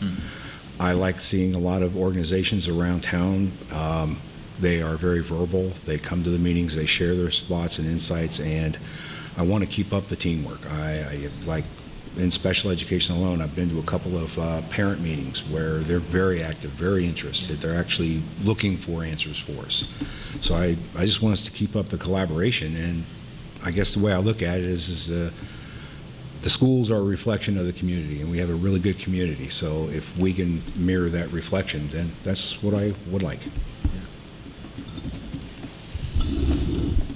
So what keeps me up at night and what I'm really proud of for us are this one and the same. Special education in all of its forms keeps me up at night in any way that you can think about it. Cameron, my daughter, has at the middle school, and this is her 3rd year, she will be on her 6th teacher. That's concerning to me. On the other hand, we're starting the alternative schools and all of these great things, and when I first met Jordana, I basically gave her the same introduction that I gave you and said, my daughter is staying in this district, and come hell or high water, you're coming with me while she does. And it's not been easy for everyone.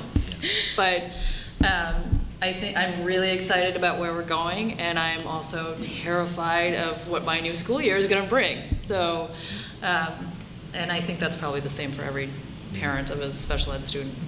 I worry that, I worry about bullying and special ed students. I worry about my daughter bullying other kids. All of those great things that you worry about as a parent keep me up all the time, every night. It's great. Great, I'm so thrilled. Yeah. Well, it's that beginning of the school year anxiety just turned up it's awesome. Many notches. Loving it, loving Many it. notches. Well, so I'll just kind of close very briefly and say that to that final point, that my interest is definitely instructional. My background is as a teacher, and I'm and I love academics and learning. But as a special educator, my interest is in the student's experience, the lived experience of the student, and so I really appreciated the thoughts on confidence and just sort of the willingness to go for it and to get rid of this math phobia kind of language. I mean, I really very much appreciate that because that's vital.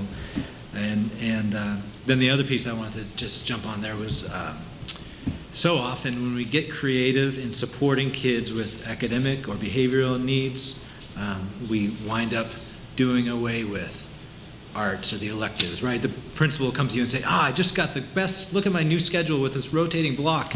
And first question I always ask them is, well, what's everybody else doing during that block?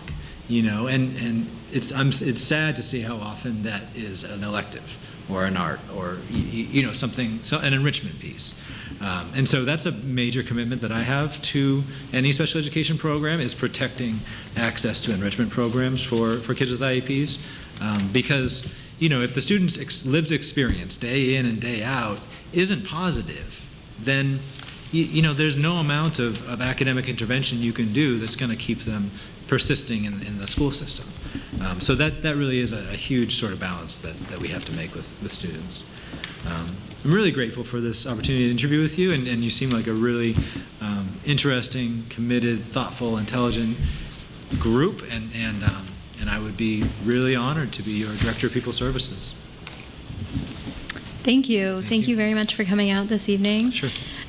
We will continue with any deliberation. It's my understanding that any deliberation will need to be in public open session. What would you like? Would you like me to stay or go? I think that's entirely up to you. In the past, most candidates have left, but I don't think that it's my role to really give a directive on that, and it is a public meeting. So, you can always watch it. Yes, you absolutely can. Comfort of your own home. If you I dare. might recommend that. All right. I did hear it might be late. I heard that there might be some. Yes, we do have a little bit more to discuss on our agenda this evening, in addition to reflection on the interview. So yeah, it may be a late night before we're completely adjourned. Okay. But thank you very, very much. Thank you all. Appreciate it. I'll try to move it along, Susan, don't worry. Everybody have a good night. Hopefully night. it's Thank not you. too late. Thank you. Good night. Thank you. Yes, yeah, do it right now. Okay. How does the committee feel about a 5-minute recess, and then we'll come back to continue our deliberation? Is that okay? Feel good about that. Feel good about that? Okay, 5 minutes on the clock. 8:18. Say how long Truly has interest in staying is. I didn't mean to Like, infer how that long we is stay his up wife's late. program? Is she in the Super. Oh, I read Thank this you, in, everyone. We're back reporter? from our 5-minute recess. I get it online. So we've just completed an interview with Mr. Matthew Holloway. And I'd like to stay on this topic as needed for school committee members. I'd like to move that we hire Matthew Holloway as our new Director of Pupil Services. Is there a second? Second. Second by Member Alexander. Member Karen, would you like to speak to your motion? I just really think he has a broad range of experience, and it seems to be really willing and able to look at the puzzle from all sides of the picture, not just a single-minded focus. And I really enjoy his knowledge of policy and the ever-changing landscape of this position. So I thought he would be a very good fit for us. Thank you, Member Karen. Any other members?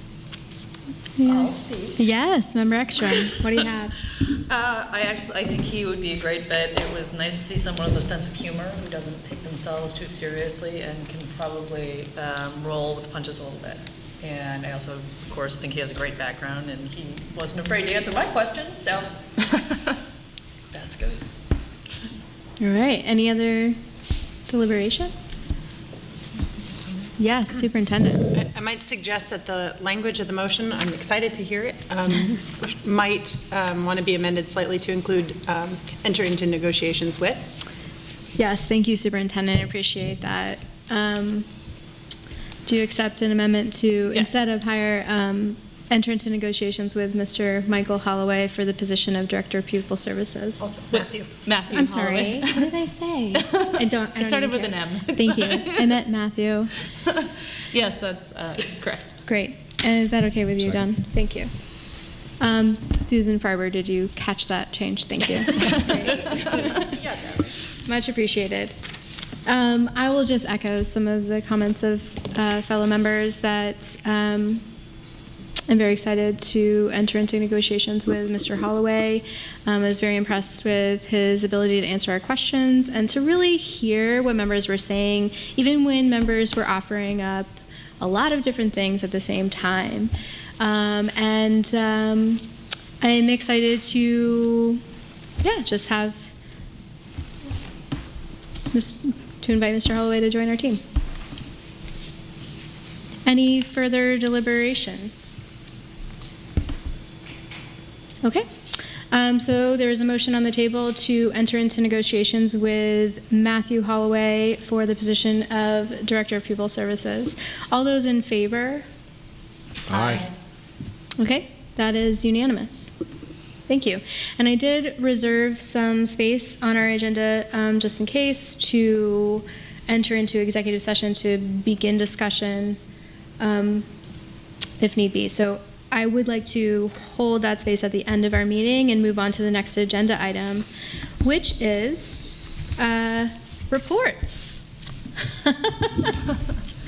We haven't done reports yet. So my report is just really brief and admittedly a bit out of order in that I meant to point out that in your packet, I did include the documents that I emailed to everyone, which are the mission and goals, the strategic plan, and then also the Greenfield Public Schools School Committee goals that were voted in December.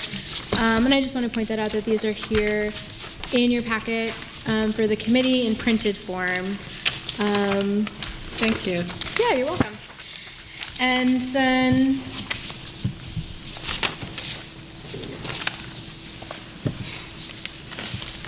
the other just quick thing is that I did ask the superintendent to comment on in her report the student handbooks. That was on our larger school committee calendar for this particular session.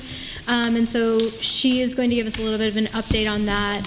And did request a little bit more time for some further work on the handbooks. And that's all I have for you in my chair's report. Thank you to all of you, and thank you, Member Karen, for joining us this evening. I'll yield the floor to the superintendent. Okay, so good evening, everybody. And I would like to direct you to the packet. I have put together a couple exciting informational items for you. The first is the really good news that we have received in the Greenfield Public Schools, the Massachusetts ELT Expanded Learning Time Grant again. This is really good news for the Newton School and the Middle School and Math and Science Academy, which are both recipients. They both went through a very rigorous site process and visit again this year, and we've been awarded the ELT grant in the amount of $769,164, and you have a letter in your packet from the governor confirming this and thanking the committee for their commitment to supporting students through this ELT grant. So this is really delightful news and terrific shout out to the teachers and principals that worked so hard to really make sure we were in great shape with the ELT grant and our site visit again this year. You have an alert on the Janus decision and the impact of this decision as it relates to our collective bargaining agreements, and we've had discussion about this before, but this is a legal briefing coming out from the Mass Association of School Committees, General Counsel, and we will be continuing to work with our collective bargaining agreements to update this language as necessary. Next is an update on our school messenger communications platform, and the committee has been getting briefed on this right along, but we are now moving into the launch phase, so parents can expect a new way to hear from their child's school, and there will be a free downloadable app, and there will be information coming out to parents with those beginning of the year packets about how to get online, but we wanted to give some advanced communication as well and to let parents know that this will be a new way that they can be hearing from their child's school, and it does include translation into multiple languages. So part of this was from parent feedback and those surveys that we've been doing for to find out how do we better connect with parents. We're hearing that almost every parent in our community has a smartphone and wants that information right at their fingertips, and so we're looking for ways to keep them better informed in real time. So you have some information on that, and please look for more information to come. You also have a print copy of some local media coverage highlighting the composting program and what a great job our students are doing. And it does conclude with, now we just need to teach the adults.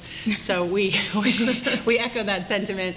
It's much easier to change children's behavior than adult behavior. So that is why we love the field of education, but we will keep that up. And we're really pleased that composting is now in all of our schools and the central office. So it's very true. If you would like to know how to compost, please ask a 7-year-old. They will tell you. And then I handed out, which was not in your packet, but you have a copy.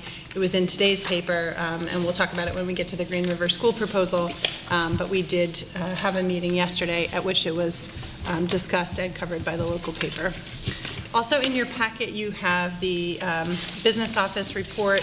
The business manager is here with us still tonight, and if you have any questions, there's an overview of this document. This was also reviewed at the Budget and Finance Subcommittee table, although the full meeting was not held. It was sent out to members at that time, and this includes an overview of our FY18 budget closeout and the FY19 budget as we begin getting that set into Munis, and some of the questions that came from the committee as it relates to custodial transportation costs and a few other items. So if there are questions on that, those were sent out in advance, and the business manager is here if you have any questions. Thank you. Okay. And I would just like to thank the committee for the thoughtful questions in tonight's interview process, and for the professional welcome of a new administrator to the district, and the commitment that shows to all of our students. Thank you. So I do actually have a couple of questions for the business manager, and I'm seeing, I think Member Hollins has a couple of questions too.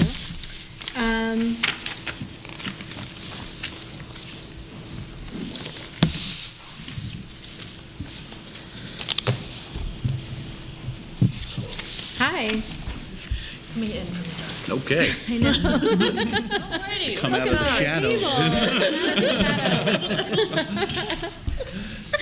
All right. So I'll just jump right in to a couple questions that I have. So I noticed on the cover sheet, item number 2A says charter school. And in the notes, it states that school choice sending tuition is at a certain level. And I just want to clarify, that we are talking about choice sending or charter school tuition or both? This is school choice tuition that's taken out of Chapter 70, so it's sending tuition for school choice kids. Okay. And so, okay, great. So I just wanted to clarify that because Yeah. it's I'm just- sorry, that was my mistake. Number 2 should be choice rather than cool. charter. Yeah. Great. Okay, thank you. Yeah, no problem. I just want to make sure. And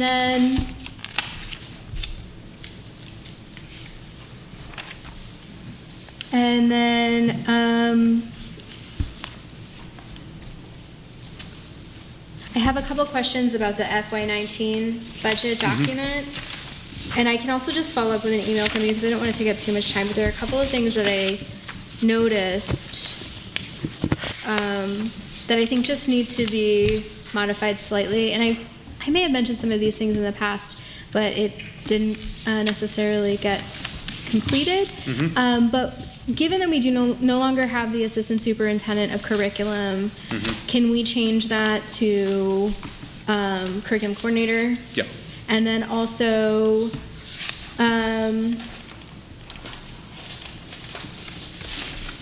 our paraprofessionals are now referred to as instructional assistants.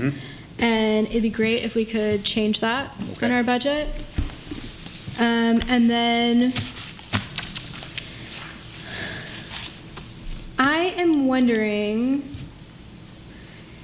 where is professional development in the Munis report? I'm kind of saw it in a few different places or a few different things that could be professional development. I'm wondering if is it lumped all together or is it in each individual site? It should be Or a in combination of those two? It should be in each individual site, and then for district-wide professional development, it should be located in the district-wide. What I can do is, let me find those, and then I can email you where they're located, the account numbers, and the corresponding financial data. Cool, on that. Yeah. that would be fantastic. Okay. And I am most interested in looking into FY19 for that. I'm not looking at the FY18 stuff. Okay. And then I also am curious, there's the personnel assistant is listed and we have $60,000 allocated, and I just want to clarify that that is human resources. Services. Human resources services, I believe, right? Okay.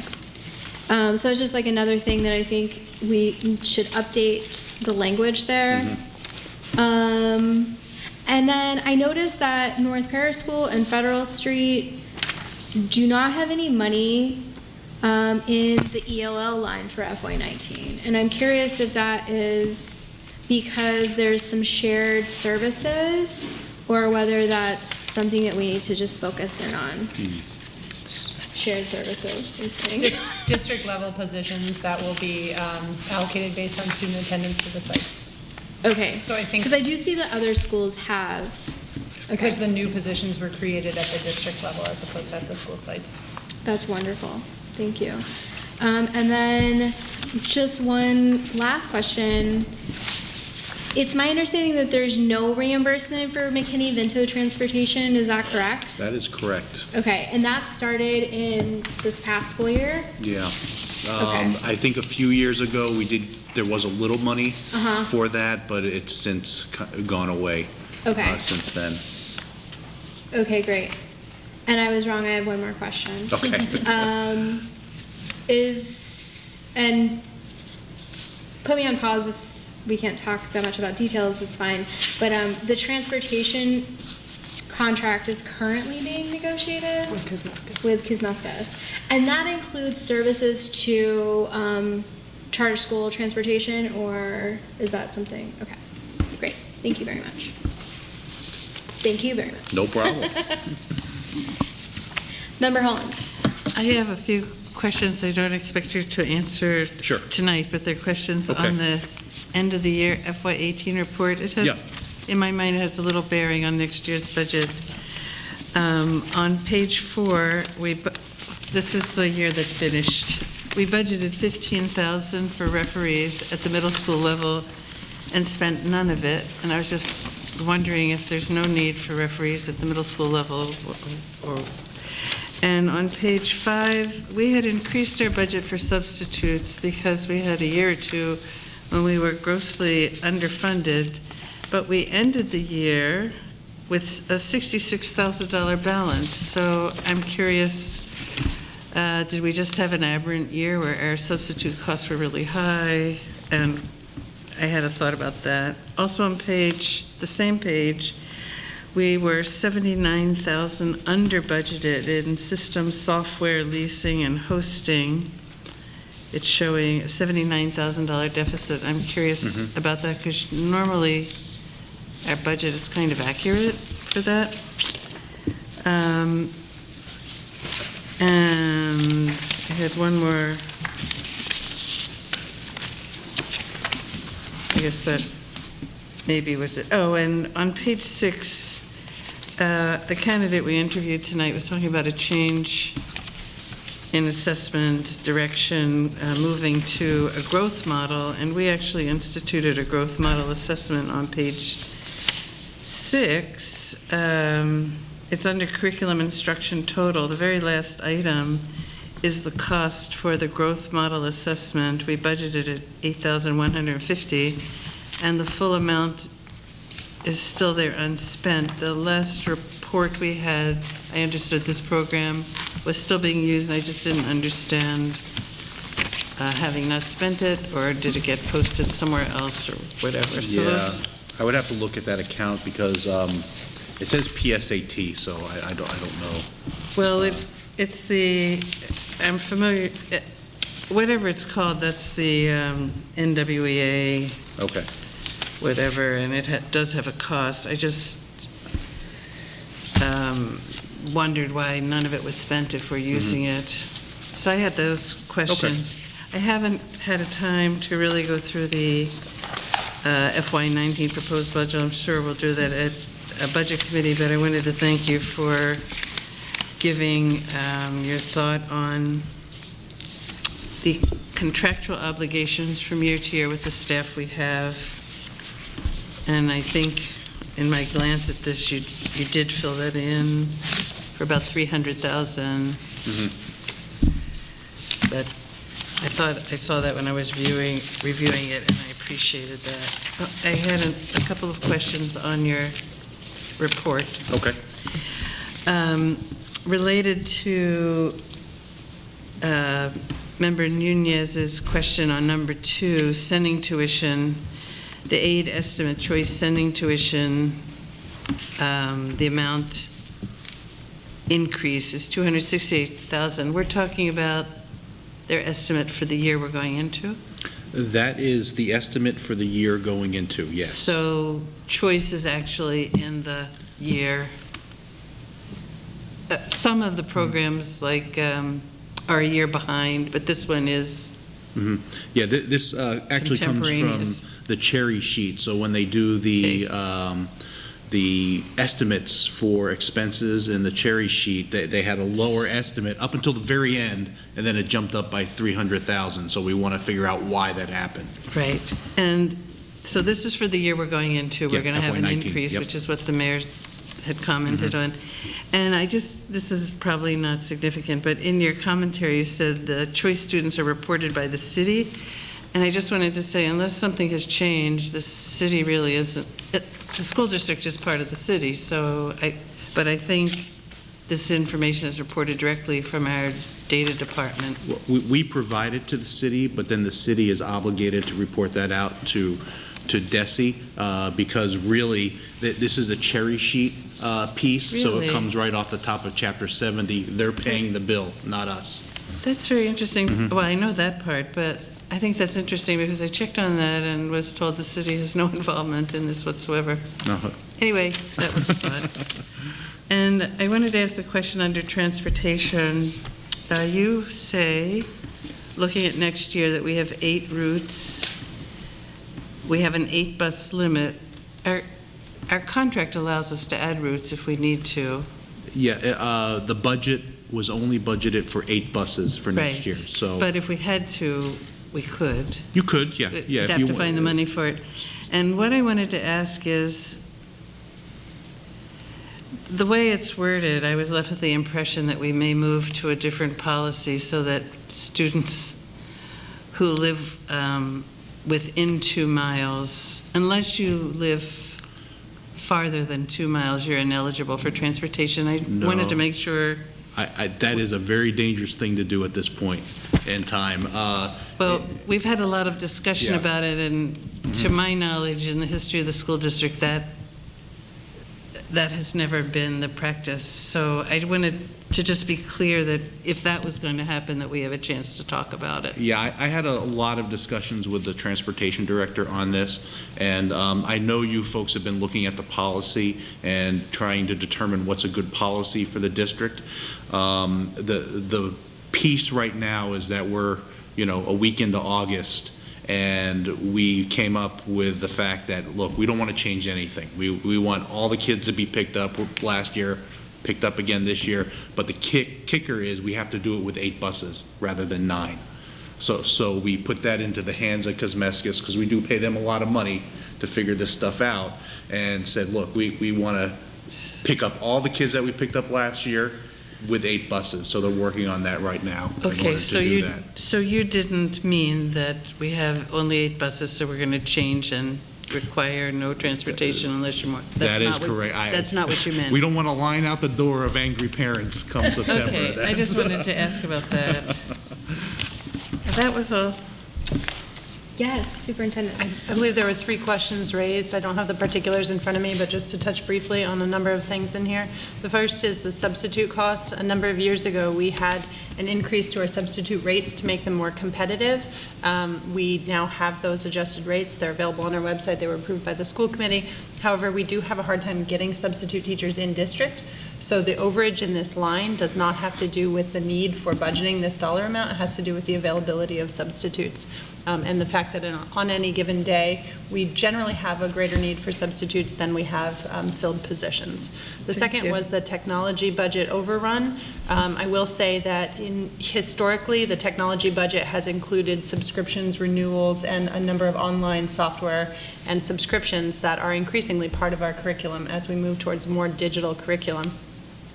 The technology budget also relies heavily on capital, and capital has not been funded in the technology line for the last several years, and this is one area that we have had to look towards alternate funding sources, including grants. And in many cases, this is an area that's critical, but that does tend to run over budget because of the cuts to technology in other places.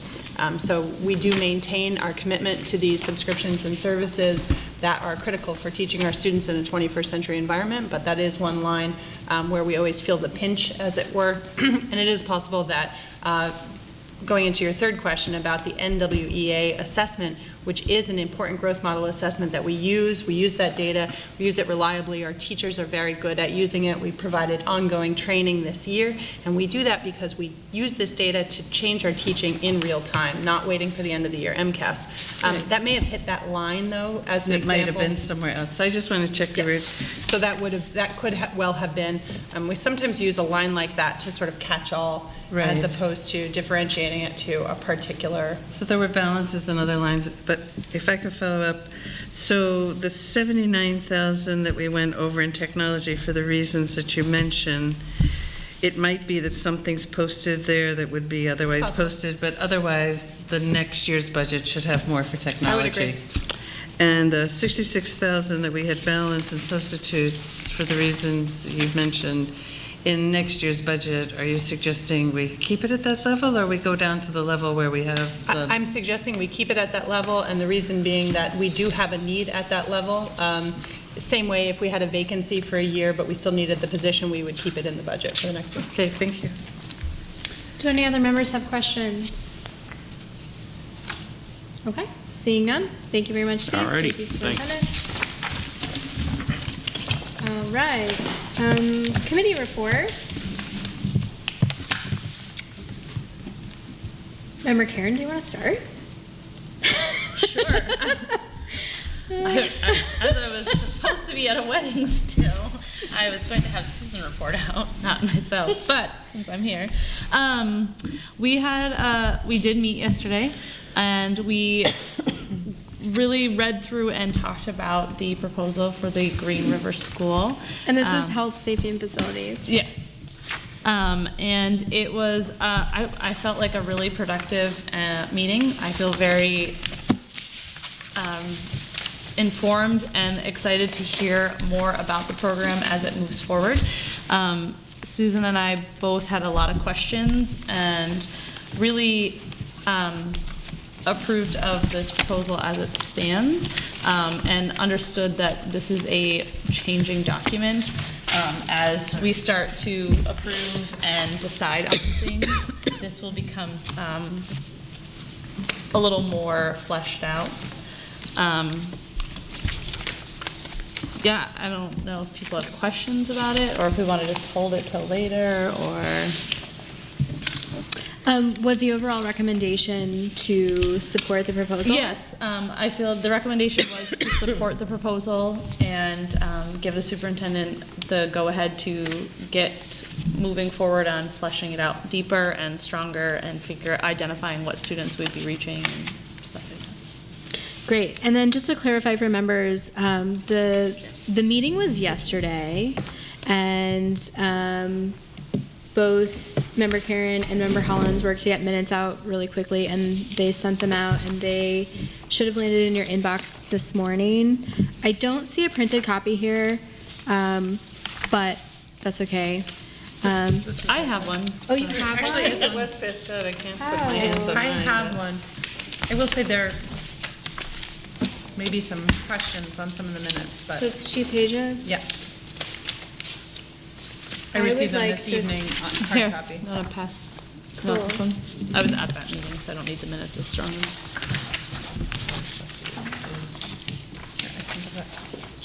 Okay, well, you've got yours. Thank you. The reason why I was bringing this up is I just want to make sure everybody has seen the minutes, and/or has time to spend with them after this if they want. And then there was one other item that came up at your meeting, well, 2 others. One was the attendance, and then also the swipe cards. Yes, so we talked briefly about the need for a truant officer, as we had talked about in the past, and talking about that role being filled. We really need somebody to help us make sure our students are in the classroom, to go to their homes and make sure that they have the ability to get to the classroom. And we both were in support of that as well. It was a little, we just weren't sure, we had a consensus, we didn't really vote on anything, but we both were in support of it. And then the next thing we talked about was the swipe cards, and we did vote to reprioritize those and getting the money and getting that funded. To support that. Yes, full thank you. committee. No, I appreciate that. I see it bolded. Member Hollins, did you have a comment?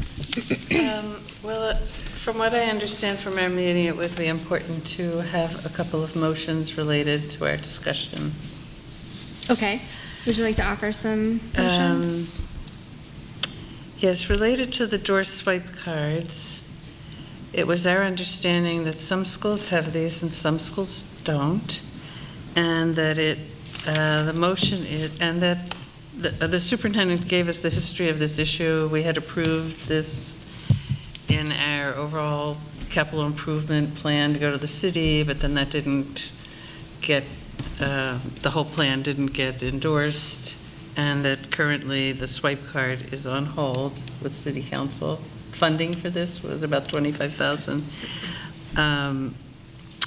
I asked superintendent if we funded this right now, could we install it this summer? And the answer was we'd probably need to wait for vacation when there was some time. But the motion I'd like to make, based on our discussion, is to recommend the school committee reprioritize swipe cards for school doors without these for FY19 action Okay. to endorse funding it. Is there a second? Second. Okay, second by member Karen. Do you want to speak any more to your motion or your second? Either one of you? The only thing I wanted to say is, so far, our discussion as a committee has been for entry doors. There may be other doors, but my interest is that we follow through on what we were trying to do initially, and that's get all the entry doors rekeyed. What's the difference between an entry door and a not entry door? Well, there might be a door. Exit door? There might be a, no, there might be a door to the technology closet or something. Okay. But we only talked, when we That's a good talked question. money, we were only talking about entry doors. There's a lot of other doors in the system someone might want keyed, for instance. That's fine. I was like, is there a double secret door somewhere that I'm unaware No, of that you go in and out of? Anyway. We don't have any prices on what that would be to key every other door in the system, so from my point of view, I'd like to follow through with what we've been talking about right along. It's having a little fun in my head. The way that, basically what happened was it was in the capital budget. It got cut from the capital budget. And as a school committee, subcommittee, we were very concerned that that needs to be finished. The way I understood the conversation was that there were some other doors that may need these, but they aren't necessarily interior doors. There are other exterior doors on the building that aren't necessarily used as a main entry point, but they still need them. So I wouldn't want to support a motion that only said entry doors. I want to be clear that it's all of the outside doors that needed them, not just these need doors that you clarification. can only enter in. I totally get it. Nope, thank you. Yeah. Okay. 1 second, Member Hollins. So I do want to give just a tiny bit of background from my perspective related to this. I'm really glad that it came to your table. This was set to come to the budget subcommittee also, but there was no meeting because there was no quorum.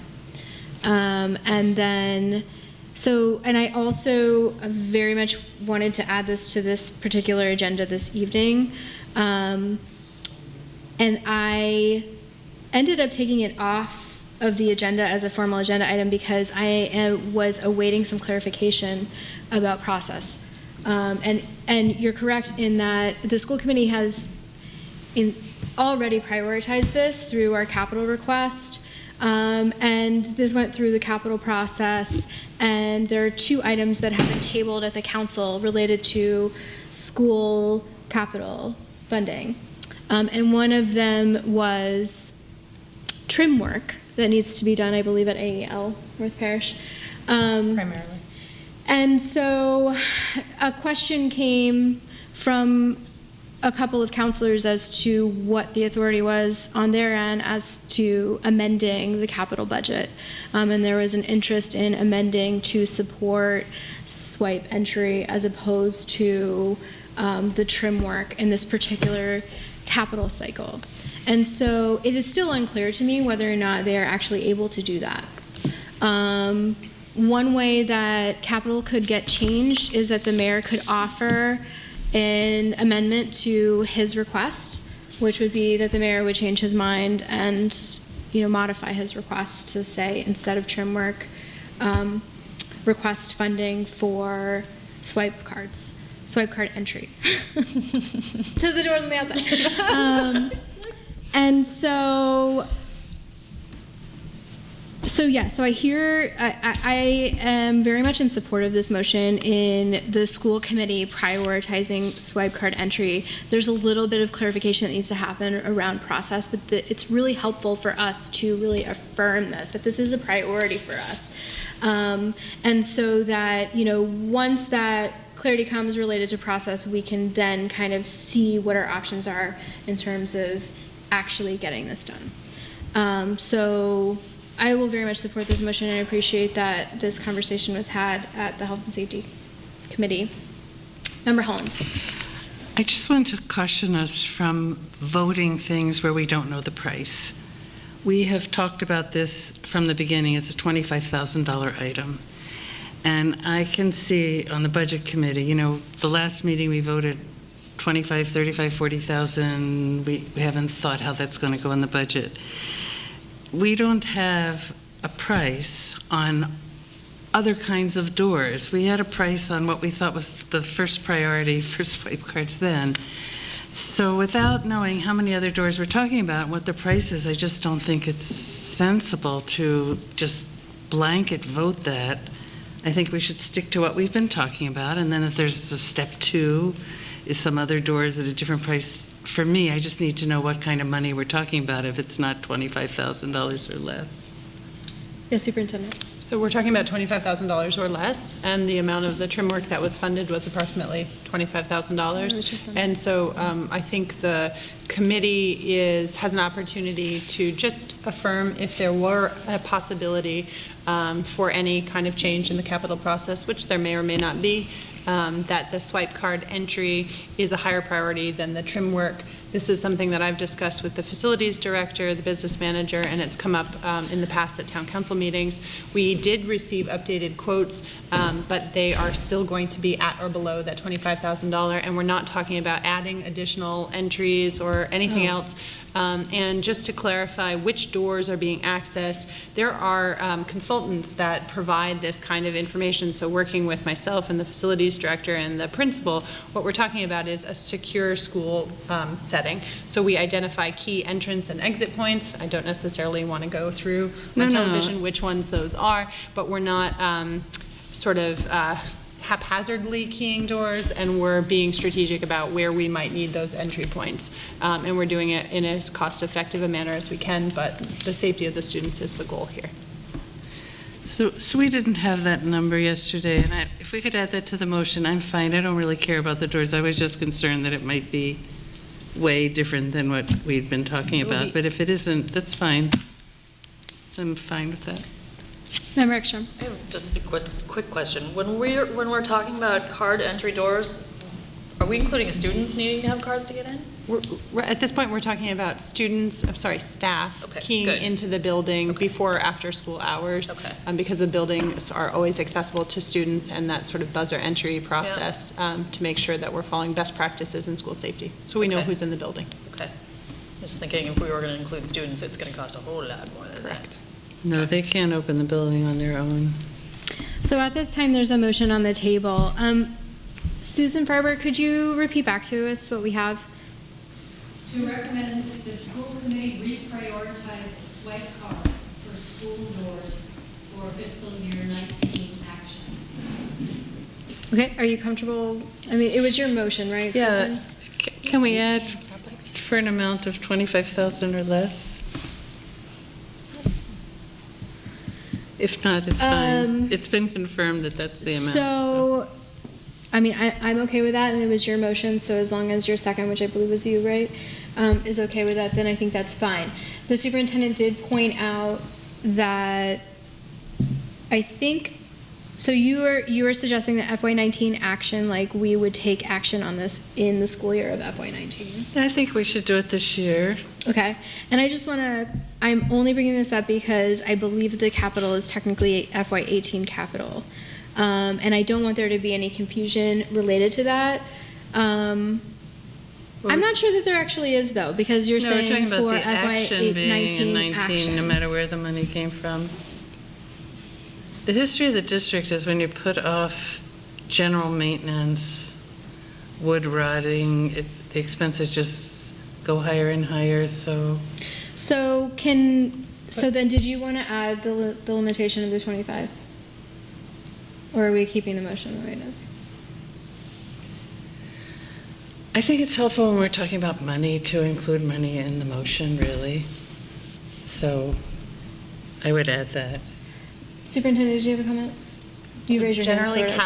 Generally, so just the wording is going to matter here, because if you say below $25,000, usually the threshold for capital projects is $25,000, so it has to be slightly above $25,000 to be eligible for capital projects. So I think what I hear is that the committee is interested, if there's a way to do so, to fund capital in place of trim work from last year's capital. But for example, in this coming year, we may well put forward the trim work again, or any other unfunded, because things that were not addressed in last year's capital that the school committee endorsed are very likely to go forward. So just caution you in trying to be as broad as you can and still convey what you want to convey here. I also think it's really important for us, since there is still some confusion about process, I think it's also just important for us to just state our priorities. And so in the initial motion, I think that we're covering what we need to cover and that we... Yes, in the initial motion, I'm not sure that I feel we should back away from having the trim done. I think we should just make sure we do this, whether there's a change in capital or not. We need to figure out how to do this. Maybe in the middle of the year, the money would come available. It just needs to be a priority to get it done this year. Okay. So that's different. It's slightly different, but it kind of brings us back around to this, where this is a sort of like gray, unclear thing. I'd like us to do it this year. But I think it's really important for the committee to actually vote the motion that's on the table, which is basically to say that we believe that this is a priority and we'd like to do this year. Yeah. Is there any further input? I felt like I understood what we were trying to say, but now I'm confused because in my mind from the meeting yesterday, we really wanted this to be the first thing, and so we were telling the council with this vote, this is what we want you to work on. I would want them to try to make the trim back off and then do it in the next capital if we have to. Like my goal would be to get them to make the change that they're asking for, if they're allowed to. So I want to be clear that that's what I'm voting for. Okay. Before I. Is that a different motion? One is to reprioritize it, and is there another one to I felt like advise the council that if it's possible to change that this is a higher priority? I don't know. I'm not sure. I felt like that's what the motion originally was, just making a statement about, but now the motion as it reads still feels that way, but the conversation that followed it muddied the waters for me a little bit. Yeah. Okay. Me too. Okay. Would you like to amend your motion or take it from the table? I can take it from the table. My motion, based on our discussion, is to reprioritize the swipe cards and get it done this year. I don't remember the discussion being, intervening with the city council and asking them to do something different.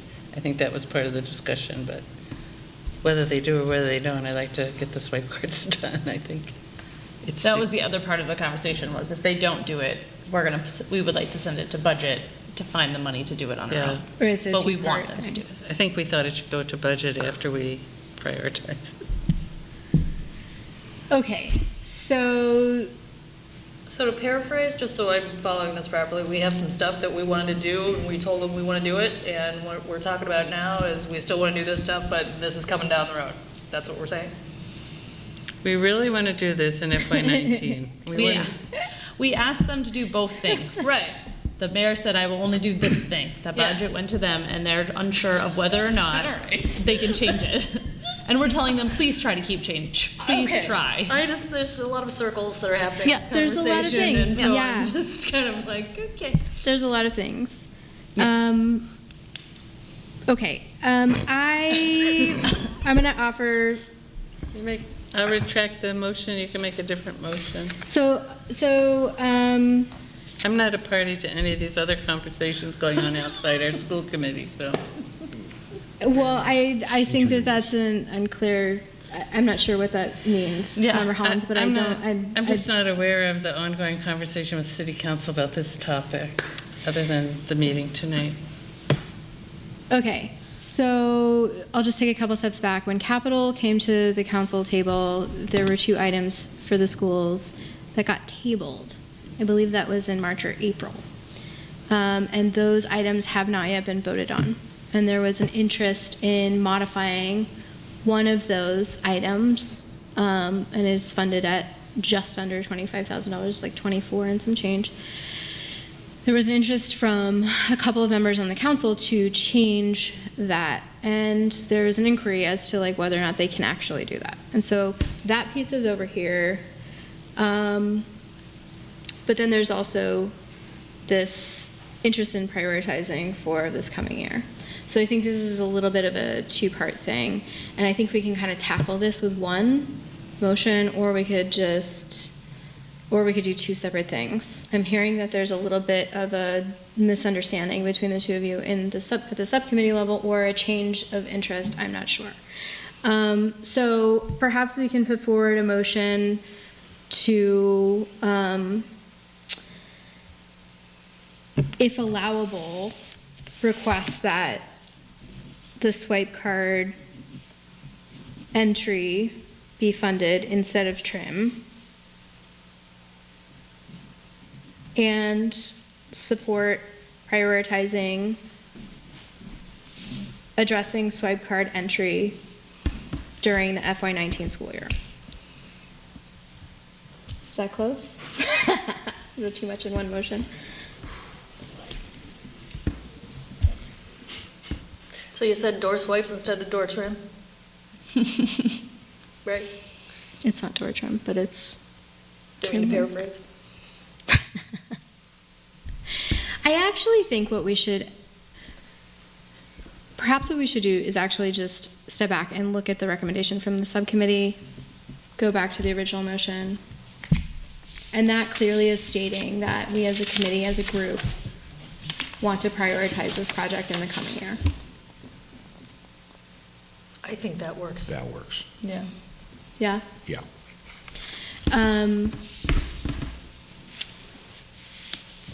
We are going to learn eventually how city council is going to handle this. And either way, it's our priority for next year. Either way, it's a priority. We know that we can convey that this has been voted as a priority. So, with all of that being said, should we go back to, do you want to kind of reclaim your motions, Susan? Do you want to remove Susan, you want to? read the motion back that I made, if you can? To recommend the school committee reprioritize swipe cards for school doors for fiscal year 19 action. Okay.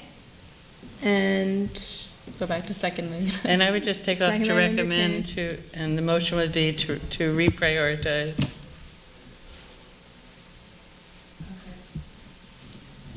To reprioritize swipe cards. could you read back the motion, Susan Farber? Now seems to be, the motion is to reprioritize swipe cards for school doors for fiscal year 19 action. Okay. All right. Any further deliberation? Okay. No.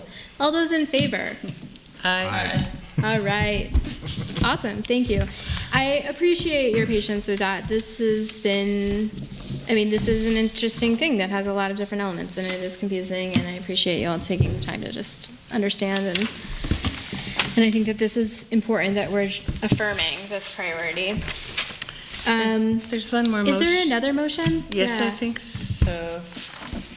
The second motion had to do with the superintendent's interest in developing an alternative program that we discussed based on the 4-page draft. There was a lot of discussion.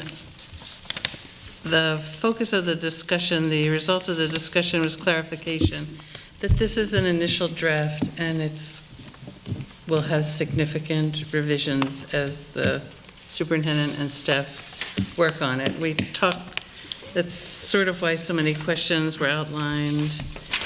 For example, will students in the program still have access to courses at the high school? Da, da, da. So, may I finish? I'm just noting, I have a comment. So what I thought was the outcome was to recommend that the committee endorse the continued development of an alternative high school, of an alternative program at Green River School. Okay. But I did not understand that this was the final draft. This was a work in process, and that the superintendent needed that vote in order to start talking to parents and to start thinking about budget. Okay, I want to hear from you, Jordana, but my recommendation is actually for us to hold further conversation on this until we get to that agenda topic Oh, great. and get through our reports. Okay. Did you want to comment before? I just want we to move comment on? that there may be a need for further clarification on the minutes Okay. Thank you. and the understanding. I differ with the understanding that there was going to be significant revisions. What we were talking about were how to communicate this document externally and how to, once it has come through the committee, the proposal as it's written is not designed for a general audience. It's designed for the committee who's more familiar with the programs. And we were talking about how to present it, how to bring out certain aspects of it, as opposed to significant revisions of the program itself. Okay. Thank you. I believe that concludes health and safety for now. Is that correct? Okay. Thank you to both of you. And Dawn, do you want to report out on policy and personnel and negotiations? Personnel and Negotiation Subcommittee, we met on the 24th of July, 2018. The two items of discussion for that meeting was the superintendent's annual goals and reestablish and confirm the evaluation dates of the process for the superintendent's evaluation coming up later this month. The annual goals discussion was really was productive. We currently now have several rough draft goals, in which next week on the 14th, we're going to pick up the discussion and hopefully be able to come out with a set of goals to present to full committee for our September meeting. The superintendent evaluation dates. Right now, the superintendent, she has her evaluation she handed out and had that out on time for us. Tomorrow is a deadline, so if we want to go back to talking about what keeps us up late at night, if you haven't done your homework, your comments, individual comments, are due to Committee Member Ekstrom tomorrow. Next week on the 14th, Committee Member Ekstrom will have all of our comments collated into one evaluation form, and that will be turned back in. Right now, we are looking at a possible superintendent evaluation early in the day, which was asked for nicely, on the 16th. And at that point in time, I'd like to hand it over to Committee Member Ekstrom. She'd like to talk to you a little bit about the process of getting everything material back to her. Okay. So I was looking at the materials that we have, and I was concerned that there isn't a way for each of us to respond to the evaluation report outside of writing directly on the superintendent's, what the superintendent has submitted. I'm a little concerned that we may not get as accurate results using this same form, so I've asked the superintendent to either email, somehow get everyone a blank copy of this form, which truthfully will make my job in collating easier as well. If we don't have that, how do we respond to you? How are we to I'll send that out first thing tomorrow morning. So you'll send it in the morning and we'll have tomorrow, the day of tomorrow, to do this. I could also note that I think Joanne has begun polling for a quorum on the 16th, and she hasn't yet gotten enough responses for a quorum on the 16th. So I don't know if it has gone out, but there were a couple other dates that she's looking at. So if those end up being a date that's more convenient for people, then you will have more time to compile. So that's entirely based on the availability of members. I mean, I know that we want to speed this along and all of those things, because it's taken far too long, just in general for all of us. If we want to move dates, that's fine. My job will take as long as my job takes, and I have a pretty good idea of how long it will take. When we had first discussed this, it was if you hadn't gotten your evaluation to Susan by the deadline, oh well, the information would not be included in the final summary. I don't know if we still feel that way. If we want to change dates, it's fine with me. I guess it's open for discussion. Susan, is there a date, if we pushed it to, if we gave ourselves like an extra day or an extra 2 days, does that work for you? I mean, To really? get stuff by the 14th? Or to get... Yeah. Or, no, So, I mean, we are... pushing what by a couple days, I guess. If you didn't receive feedback from the committee until the end of the day on the 10th, that would be the close of Friday, so Yeah. would that work for you? And that gives us It's not, just like a little bit of extra time. it's we fine. can It's get not the like we've got document. 8,000 committee members. It's, you know. Does that work? If for- I have the form, I can do it in a day. I Okay. just would like to know what Okay. I'm supposed Yeah, to no, do. no, no, that's, absolutely. So I'm seeing like yeses to the end of the day Friday. So let's just get everything to Susan Ekstrom before the end of the day Friday. And when we say to Susan Ekstrom, what do we mean? Pardon? Do we mean to Jordana's office? Do we mean to I will be the- submitting mine digitally. I'm not sure if other members need to or would like to submit their input in physical format. I think that that's a great question. Do you want it to go to the superintendent's office or If you want to email to Susan directly, probably. is that I'm accessible? happy to take it, but I think for the integrity of the process. It doesn't matter to me one way or the other. I just want to make Am sure I that gonna- everyone is doing The a form's uniform gonna come thing. to me. I'm not gonna be able to fill it out online, though, Yes. right? Yes. I'm gonna be able to fill it out online? Yes. Okay, Yeah. great. Even further. Is Do you have that- to have Adobe to be able to fill it out online? figure it out. Okay, perfect. Okay. Excellent. My computer will be in the shop, so If I had to print it to fill it out, could I just? So I'll print it just out get a at your paper house? version from you, Susan, doesn't matter to me. Okay. I just have to figure And- out where I'm getting it from. Can you two We'll figure kind it of out. coordinate how to? Yeah. Okay. We'll figure it out. Does that I'll feel? figure it out. I'll have comfortable? something by Friday. Okay. Okay. Does that feel good? And then, as the superintendent said, Joanne was having some difficulty finding a quorum on the 16th. So I'm not sure where that's at. I didn't see an email go out today, but I know that it's on her list of things to do. So you should be receiving. Pardon? Can the group that's here meet on the 16th? I cannot. Katie can't. I think, who else? Did I don't Cameron? remember getting. There's just Cameron multiple said he time couldn't. constraints, Yeah. I believe, for people. That there was some mixed availability on that particular day. It's just about kind of getting everything and actually folks responding to Joanne. I think that folks haven't responded to Joanne's inquiry, and so that's part of it. But I think that that should get sent out tomorrow. Maybe another scan. Okay. If it's like we can get almost a quorum, I probably can sit on my phone. We'll Call figure in. it out. We'll get Yeah. there. Just be sitting on the beach while I do it. Yeah, I did. So Susan, I kind of interrupted you. Yes, ma'am. Is there more that you want to share with us related to the process?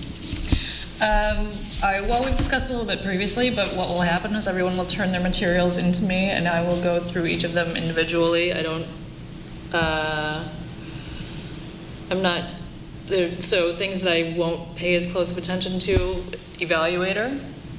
You don't necessarily need to put your names on it. I'm not really keeping track. I just need to. I think I think that we actually do. All right. Yeah.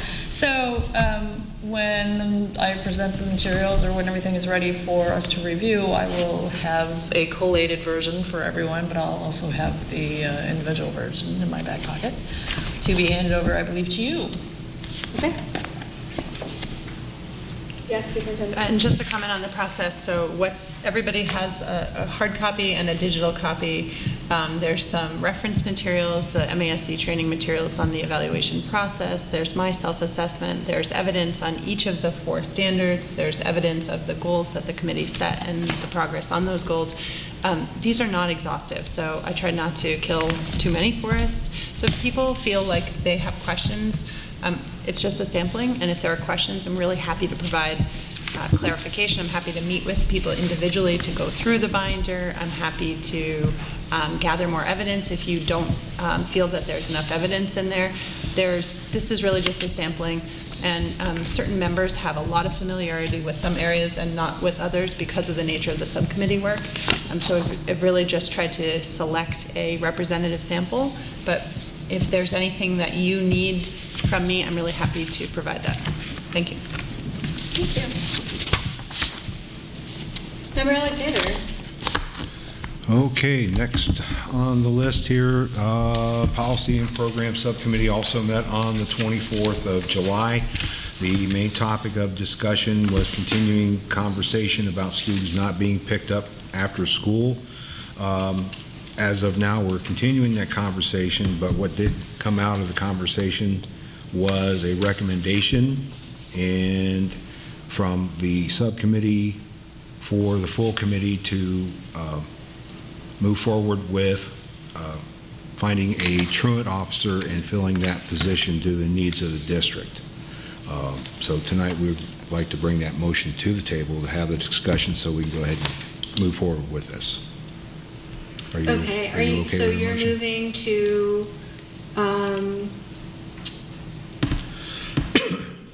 direct the superintendent to generate a proposal for a truant officer? Is That's- that appropriate language? Yeah, Is that- that's the motion is we'd that- like to bring, yes. Is there a second? Second. Second by member Karen. Okay, is there any discussion on this? I'll go ahead and Yes, start Member it off. During the subcommittee meeting, we had one of the principals, we also had the district registrar and superintendent. They discussed in depth about the problems with attendance in our public schools, and there are numerous problems about what keeps students at being on time for school or actually making it to school. It is also a problem that it directly affects the continuing discussion about students not being picked up, and it makes very logical sense for us to have one person in the district whose main focus is getting students where they need to be at the end of the day and still provide safety. So that's basically what we were looking for.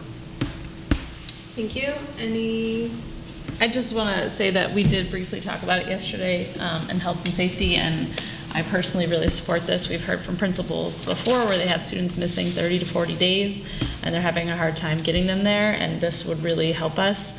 It would also free up our principals to spend less time tracking down students and more time taking care of the students when they are with them. thank you.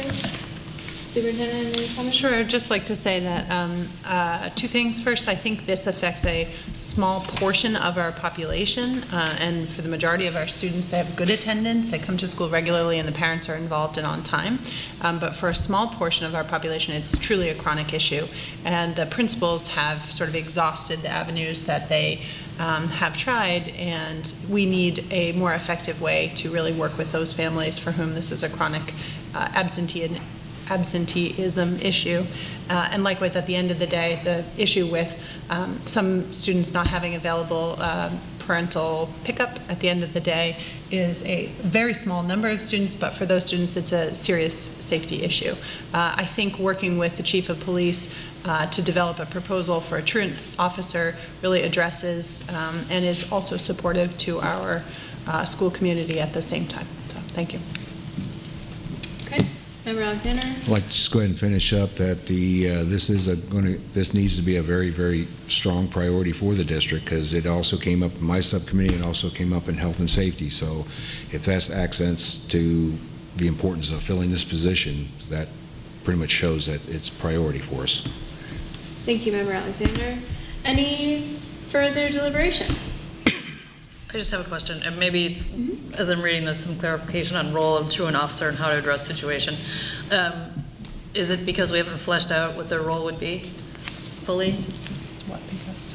I'm sorry? It's what because? Some clarification on role of truant officer. I guess, so my point is, what exactly is it we're asking of a truant officer? Because when I think about truant officer, like when I was a kid, truant officer came and was not the friendly guy that gave you a ride to school or anything like that. And I suspect that that's not what we're going after here. And so I'm just asking what it is we're calling a truant officer, what their duties are. And if we haven't talked about that, that's fine. If I'm getting ahead of it, that's all well and good. I think that would be part of a proposal, and I would work with the chief to determine what exactly. One thing that we know for sure is that we would want them to work as sort of what we're describing as a staggered shift, so start a little bit later in the day to be available for those students with that pickup is an issue at the end of the day. Yeah. So we would try to define that specifically and bring to the committee a full proposal. Okay. Member Owens? Does working with the chief on a structure and a position definition mean that automatically this is going to be a police officer on a police officer's salary fulfilling this? Or does it mean that you're going to collaborate on a way to have an attendance officer, and then we can decide what type of person to get and how we would salary that position? Is that a question? Does working with the chief of police mean that this is a full-time police officer, or does it mean that you're going to work on what would be a good job description for the person, then we can decide a salary? So I have a response to it. So the discussion at the subcommittee level, at the policy subcommittee, was very much, it was a pretty robust conversation, and one of the topics was, do we actually need someone to be a police officer, or could it just be any old person? Or social a retired worker, person, or whatever. And it was emphasized, there are two things. One is that, it's my understanding it's actually state mandated to have a truant officer. Yes. So there's that. And then there's number two is that our police officers receive training specific to home visits, and it was expressed at the meeting that this particular sort of training is very important for everyone's safety and for the overall getting to the outcome that we want, which is, to ensure that our students are making it to school and that they are received after school. So there was an emphasis placed on this individual being a police officer. And whether or not that would be a new hire or not is unclear, and I think that would be part of the proposal that would come forward, the information that would come forward from the superintendent in conjunction with the chief of police, including how it would be funded. So let me ask one more question, because I'm sure that this will come up from somewhere. Is this a way of getting a second police officer into the school district that we had discussed earlier, that the mayor had suggested we have another full-time police officer? I don't see it as such, but I'm quite certain people could see it that way. That is not my understanding, but I would actually defer to the superintendent. I think she's had a preliminary conversation with Chief Haig, and I'm not sure if you have any preliminary ideas about it. Our current school resource officer has in their job description to be, to support the district in this area. And for whatever reason, there has been an expressed need and request to have additional support in this area. So I think it comes down to the job description and the proposal, and I think this is an area in which we have more need for support than we have hours in the day. And if you talk to our SRO about their availability to really serve the district in the capacity as a truant officer, it's limited. And so there's a clear difference between going out and making sure that students, if there is a chronic absenteeism issue, that they're in school, and then being in the school building and building those relationships. And they're related, but they are distinct. So I think it comes down to a clear proposal that's in front of the committee, and those are really good questions, and I do think that the community is going to want to know what is the role of this person, what is the function that they're serving. The other thing that it would let us do is have somebody, whereas you might station the SRO more at the high school level and have this person serving to establish good habits early on. Absenteeism can happen very early in a student's career and then sort of build that habit throughout their K-12 career. And we really want students, we know that if they're not in school, they're not getting the benefit of that good education that we're providing. Thank you. yes, Member Alexander. Chime in again real quick. That was a really good question.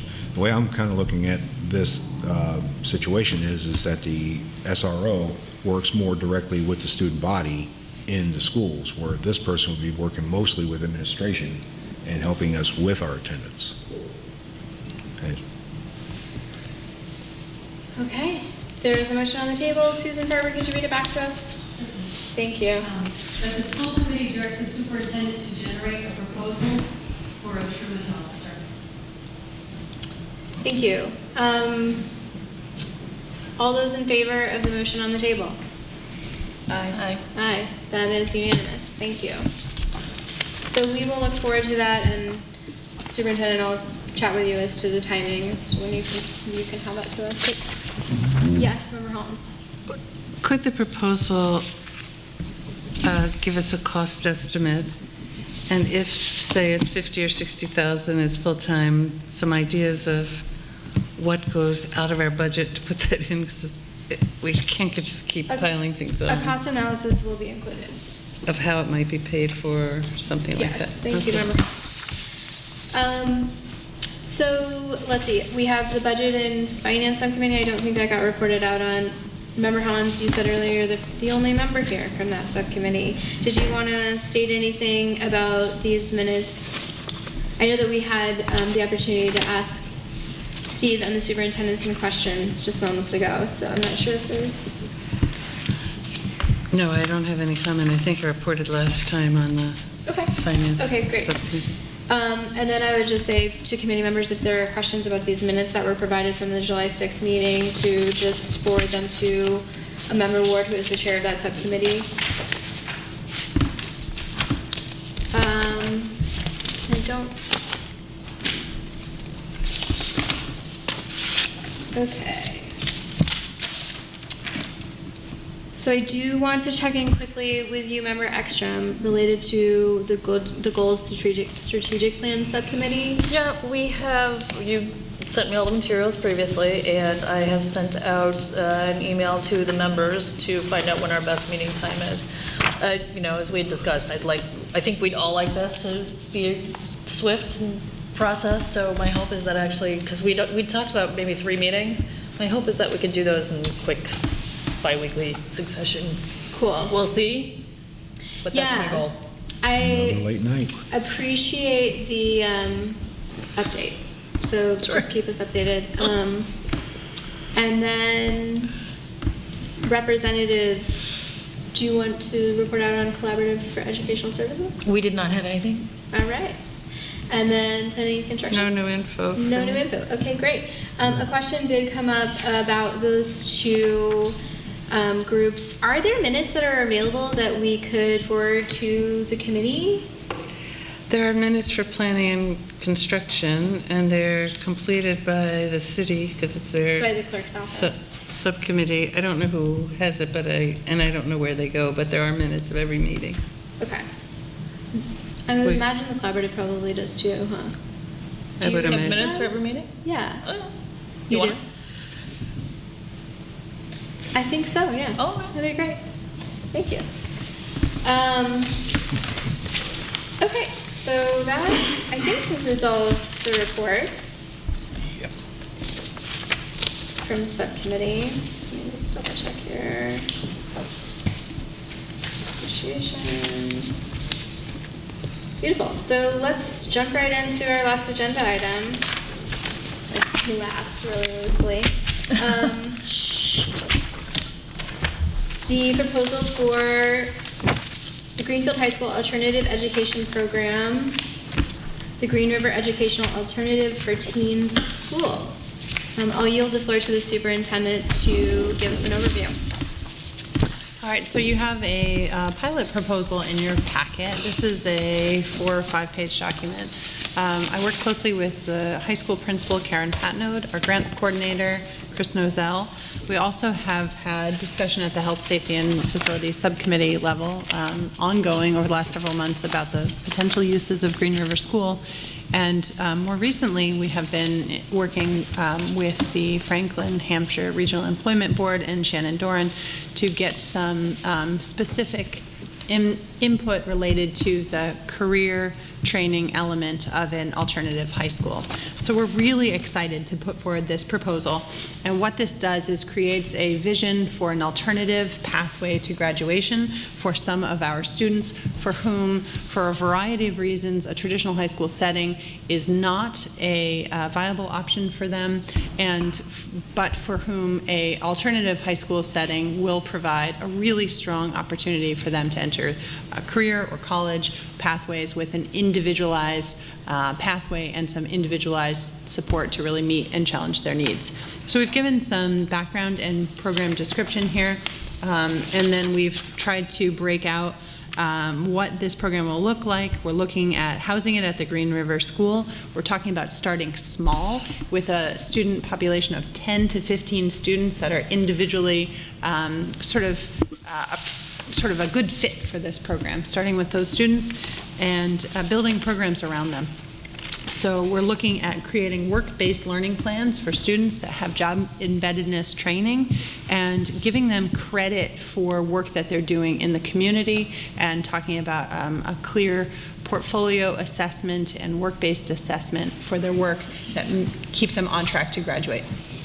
So you can take a look at what's in here. We have a plan for teachers to cover English language arts, history, math, and science, some support from instructional assistants and a coordinator.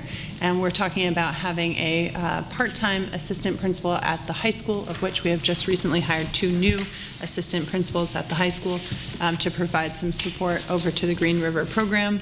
And then these students really working with staff who get to know them, to develop individualized learning plans, to explore employment opportunities, and to explore their interests and their talents in a way that gives them more flexibility than a traditional high school offering. Basically, the goal here is that we have a very strong high school program. We have strong AP offerings at the Greenfield High School, and we want to develop an equally strong but more flexible program for students that need that flexibility. They might be working a second job. They might have significant life challenges that are impacting their ability to attend. This might include students that have young children of their own, or that are caring for an elderly family member, or it might even include students who really want to push themselves and accelerate and have a more individualized plan. So this is extremely flexible, and we've talked about support from adjustment counselors, support from the high school staff, and then ways for these students to still access sports, athletics, extracurriculars if they wish to do so right at the high school program. So I think rather than go through all of this tonight, you have the information. What I would suggest is that if there is either interest in this or approval tonight, that we come back. We've had an extensive conversation at Health and Safety about some of the areas to further clarify. And once we have the school committee's endorsement of the idea, we're going to start working with families, hiring staff, and to fully flesh out this program. So what I would recommend either way, whichever way you want to go for it, is that we have a more in-depth presentation at the next meeting to go more in-depth on some of the particulars of the program beyond what's here tonight. So I just want you to have what you need to further develop this, Superintendent. So would you like us to, we've already requested, the proposal, and you brought it forward, and there has been some discussion at subcommittee, and it sounds like there's an interest for you to further refine.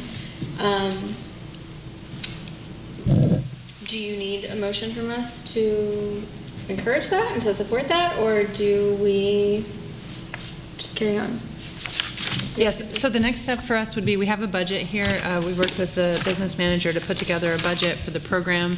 Our initial budget proposal was around $190,000. The Health, Safety, and Facilities Subcommittee felt that there might be additional costs up to $250,000. So we would need a vote of the school committee to endorse this program before we could hire staff into it, and that will help give us some of the actual costs of the actual salaries that we would need to staff the program and to begin that recruiting process. Short of a school committee endorsement, we really don't have the authority to go out and hire these new positions, which is what we need to do to get students into the program. I will say that the Green River building is going through continuing upgrades, and the facility itself is going to be in great shape, but that will open sometime in the late fall. So our plan right now is to continue doing the upgrades necessary to make this an alternative high school, and then to work with students starting as soon as possible so that we're getting them on track to enter that building when the building itself is physically open. So the students would be doing some online courses, some more individualized options, but the program would open in November. Okay.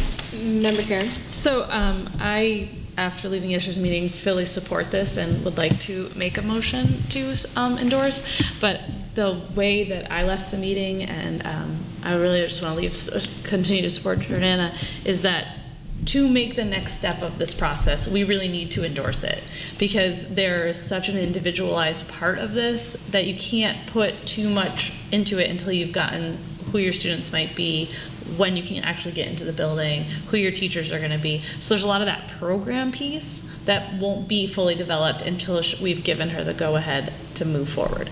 I feel like this really does lay out a really strong plan, and they've already met, as Jordana said, with the Franklin Regional Employment Board. They've already made these steps forward to get the partnerships going. So I am in support of this plan. Okay. And are you? I will move that we endorse the superintendent's pilot proposal for the great school at Green River School. And I will second. Okay, second by Member Ekstrom. Any comments? I know Katie just spoke to your motion. Member Hollins? Well, I support going forward with the program, but what I understood was this was a white paper. It was just an overview so that we had a general understanding and that it would be further refined.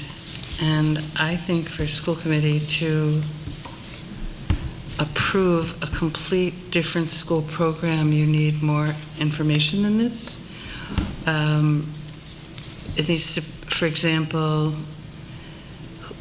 who's the target population? It's one thing that we can sit and talk about it.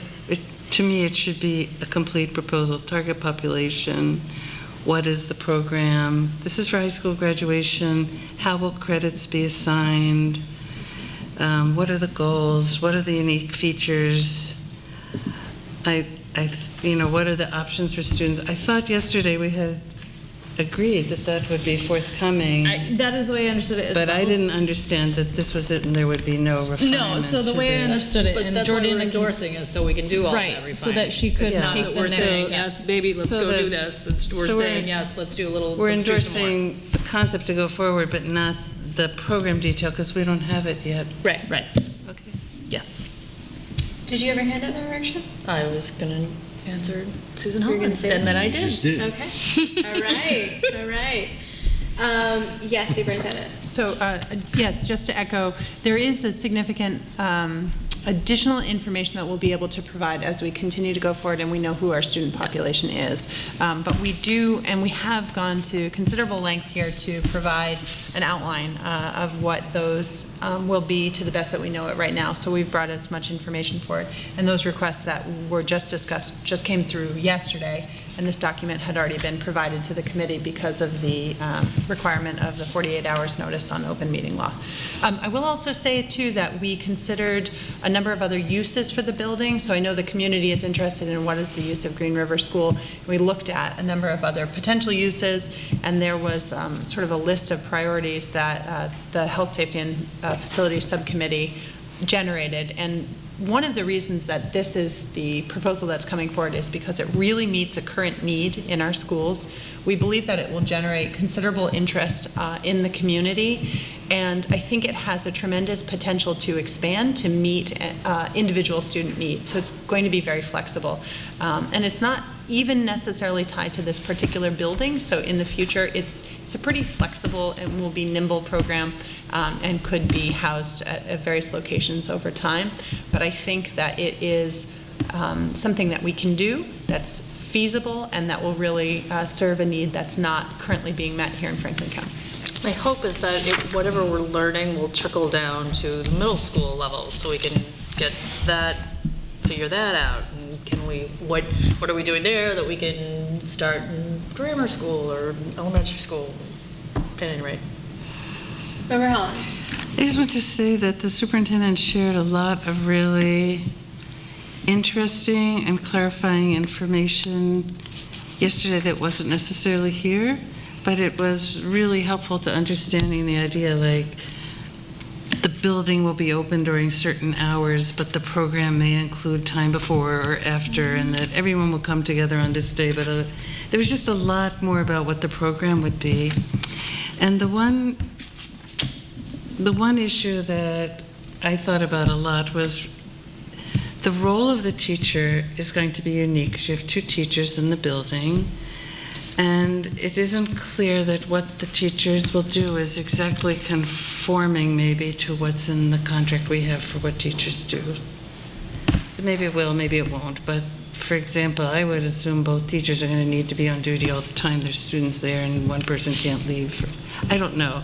But the question for me is if the role of the teacher might be different than the typical role of a teacher in the high school, you teach 5 classes and you have a class off.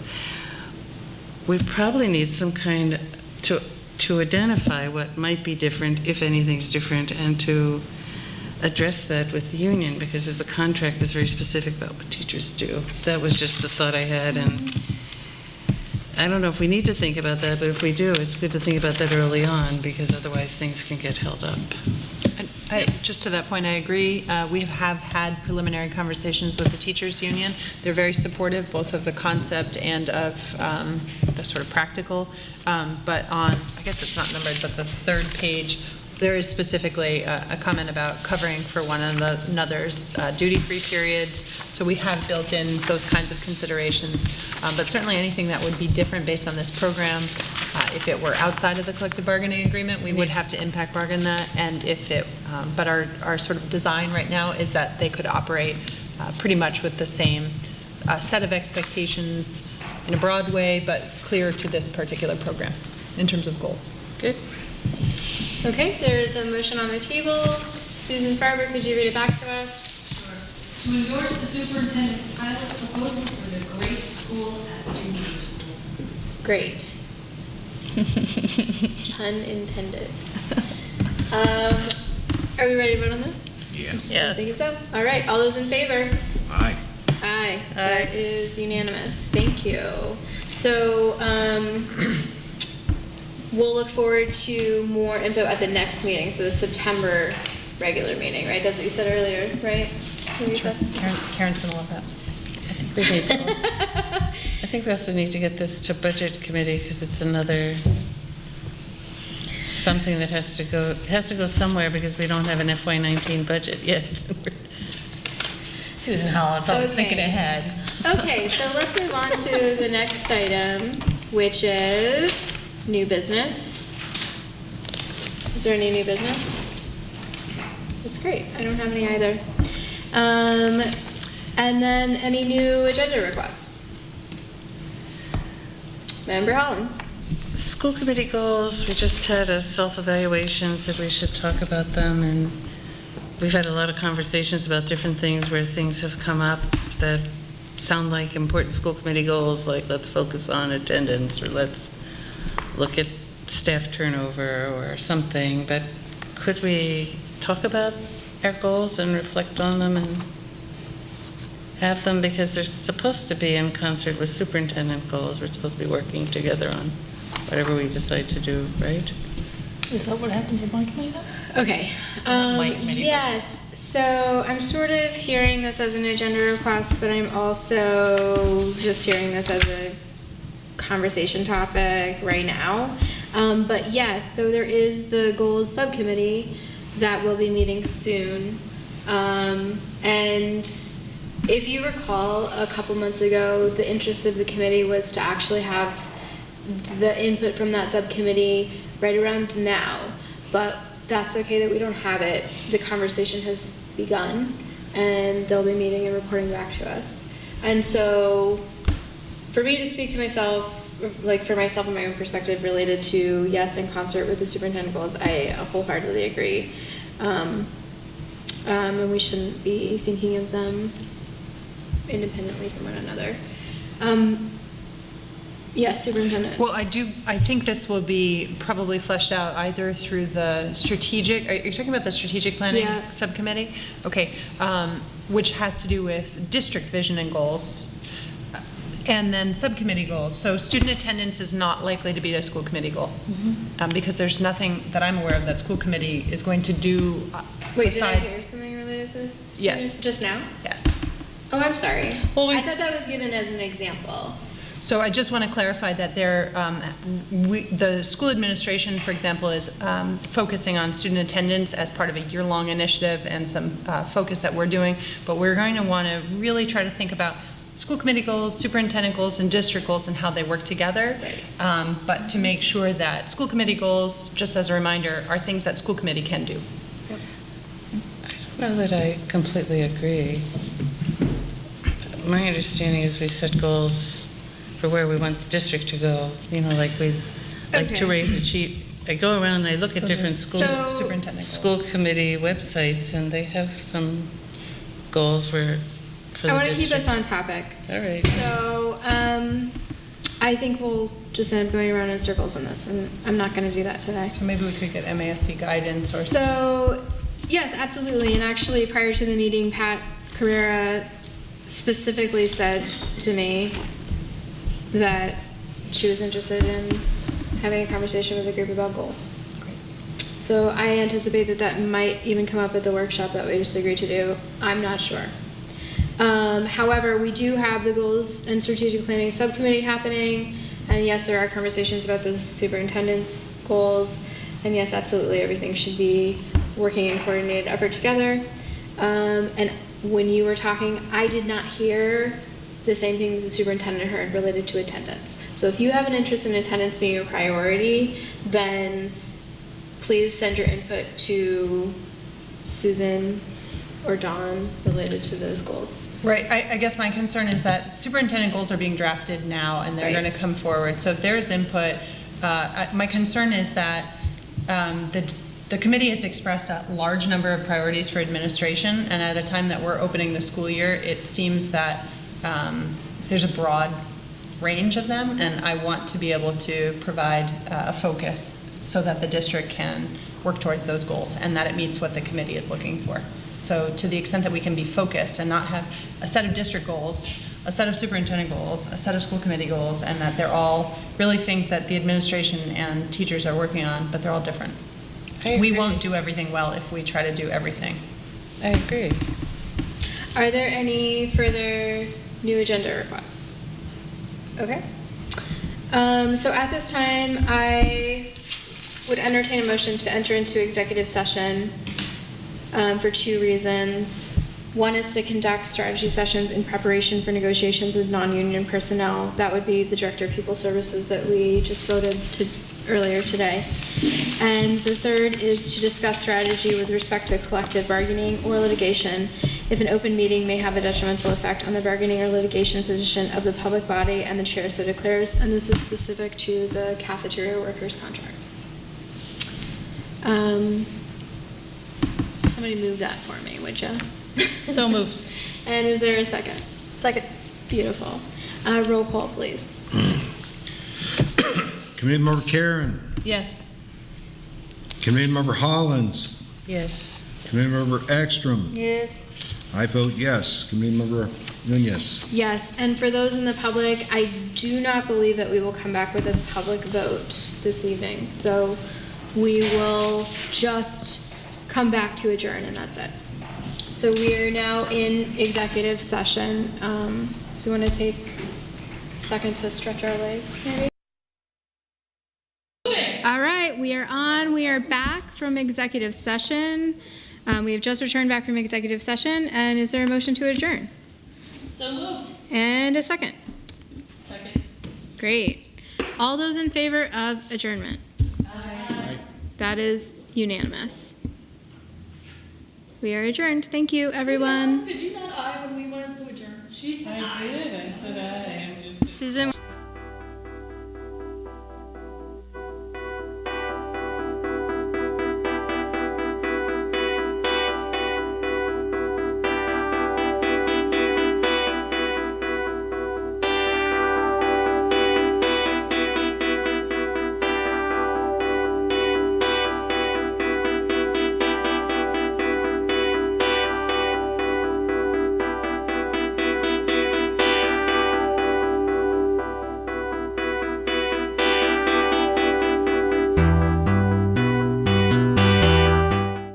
All of our productions at GCTV are sponsored in part by Bay State Health, providing the care you and your family need when you need it close to home. Visit them online at baystatehealth.org. Greenfield Savings Bank. Visit them at 400 Main Street in Greenfield. Call them at 774-3191 or go online to greenfieldsavings.com. Greenfield Community College, providing access and excellence in higher education in the Pioneer Valley. Visit them at gcc.mass.edu. The Hammond Family. The Hammond family are longtime supporters of Greenfield Community Television.